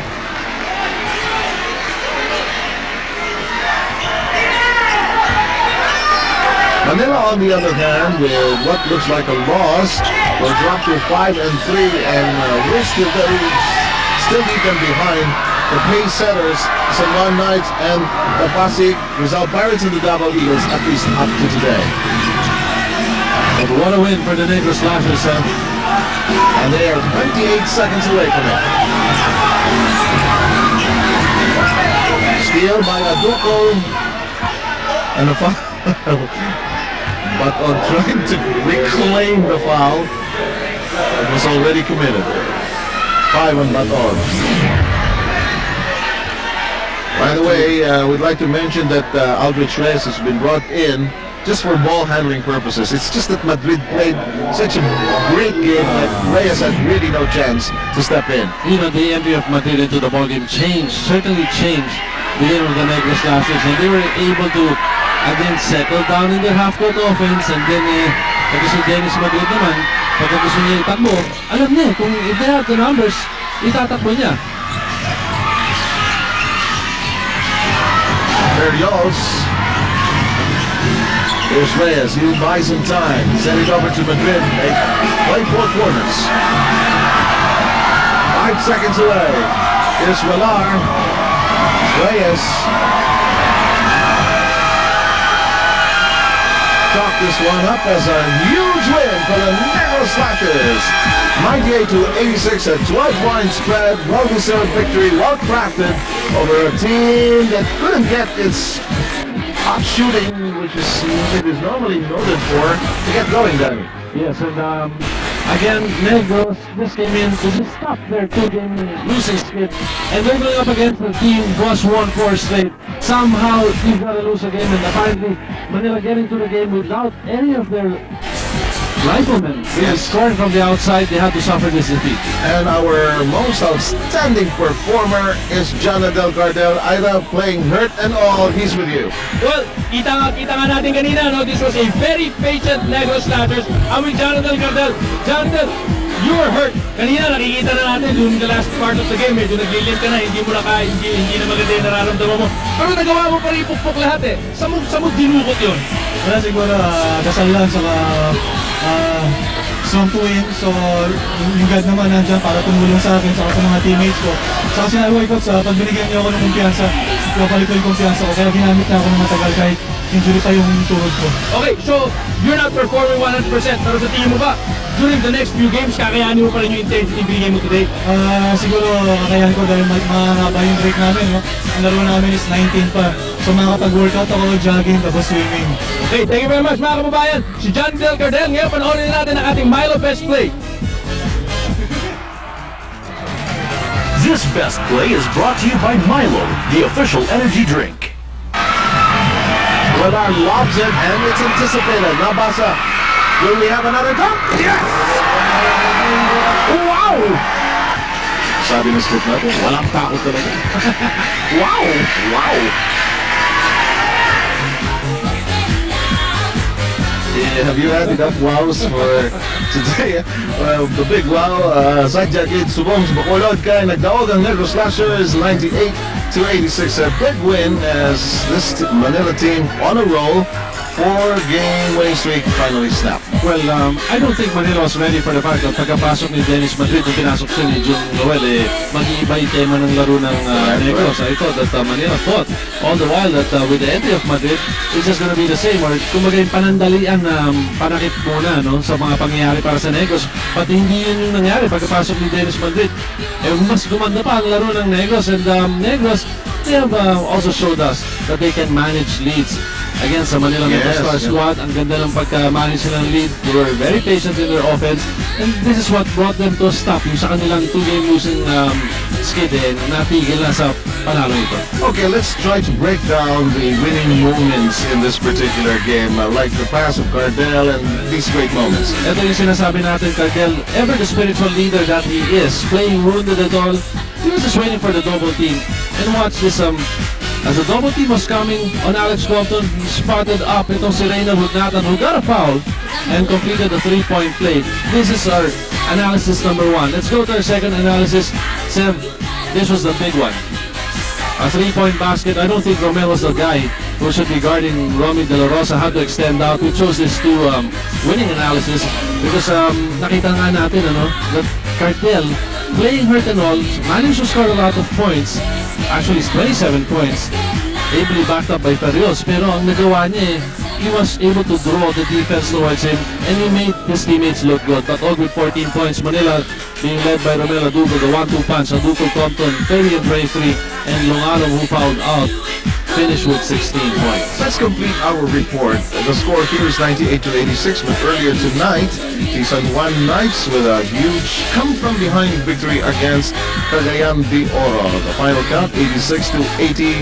Dasher was the key player with 14 points and 8 rebounds. It really puts the team standings into a very interesting helter-skelter scenario, sir. That's true. San Juan, Pasig, Davao still on top. Pampanga is there at 3-1. Laguna at 4-2. Manila drops down to 5-3. Pero ang gandang puhunan yung 4-game winning streak ng Manila. Dito mo, they started at 1-2 with Alex Compton's return. They managed to rack up 4 wins just before losing this out to the Negros Slashers. Negros inching its way up into the ladder. And you've got Nueva Ecija, Batangas. But more importantly, we might see whether Cagayan, Cebu, Oxygen, Surigao, and Iloilo will slowly but surely move up the team standing. Don't you just love it when we have time? We can, okay, we can just relax. Relax, take it easy, you know that. But come on, the guy with the buzzer or he has to press this. NBA weekend, and here's our schedule. We'd love to have you for games this coming Saturday. Nueva Ecija with a game against the Oxygen Marlins that happens in General Santos City. And in the second encounter, we'll have the Iloilo Megaballs visiting the Laguna Lakers. The game will happen over there at the new San Luis Sports Complex. And if we have Sunday's schedule ready, on Sunday it will be Batangas against Davao at the Rizal Memorial College's gym. And at 4:15 it will be Cebu against Pasig at Pasig. Your final comments, sir? Well, for this game, I would say that itong Negros, no, playing with that big, if you're lacking in a center slot and you play this big against the national champions, the Manila Metrostars, something's looking bright for them, and apparently they've been working together as a team. So. Okay, in behalf of all of us here in the NBA coverage team, in behalf of Dan Francisco, Dan Castilla, Art Pangilinan, si Seb Samenda po, nagpapasalamat sa inyong patuloy na pagsubaybay sa inyong National League, ang NBA. Salamat po. Good night. Turn the music up, let's do it. Come on, people, listen now.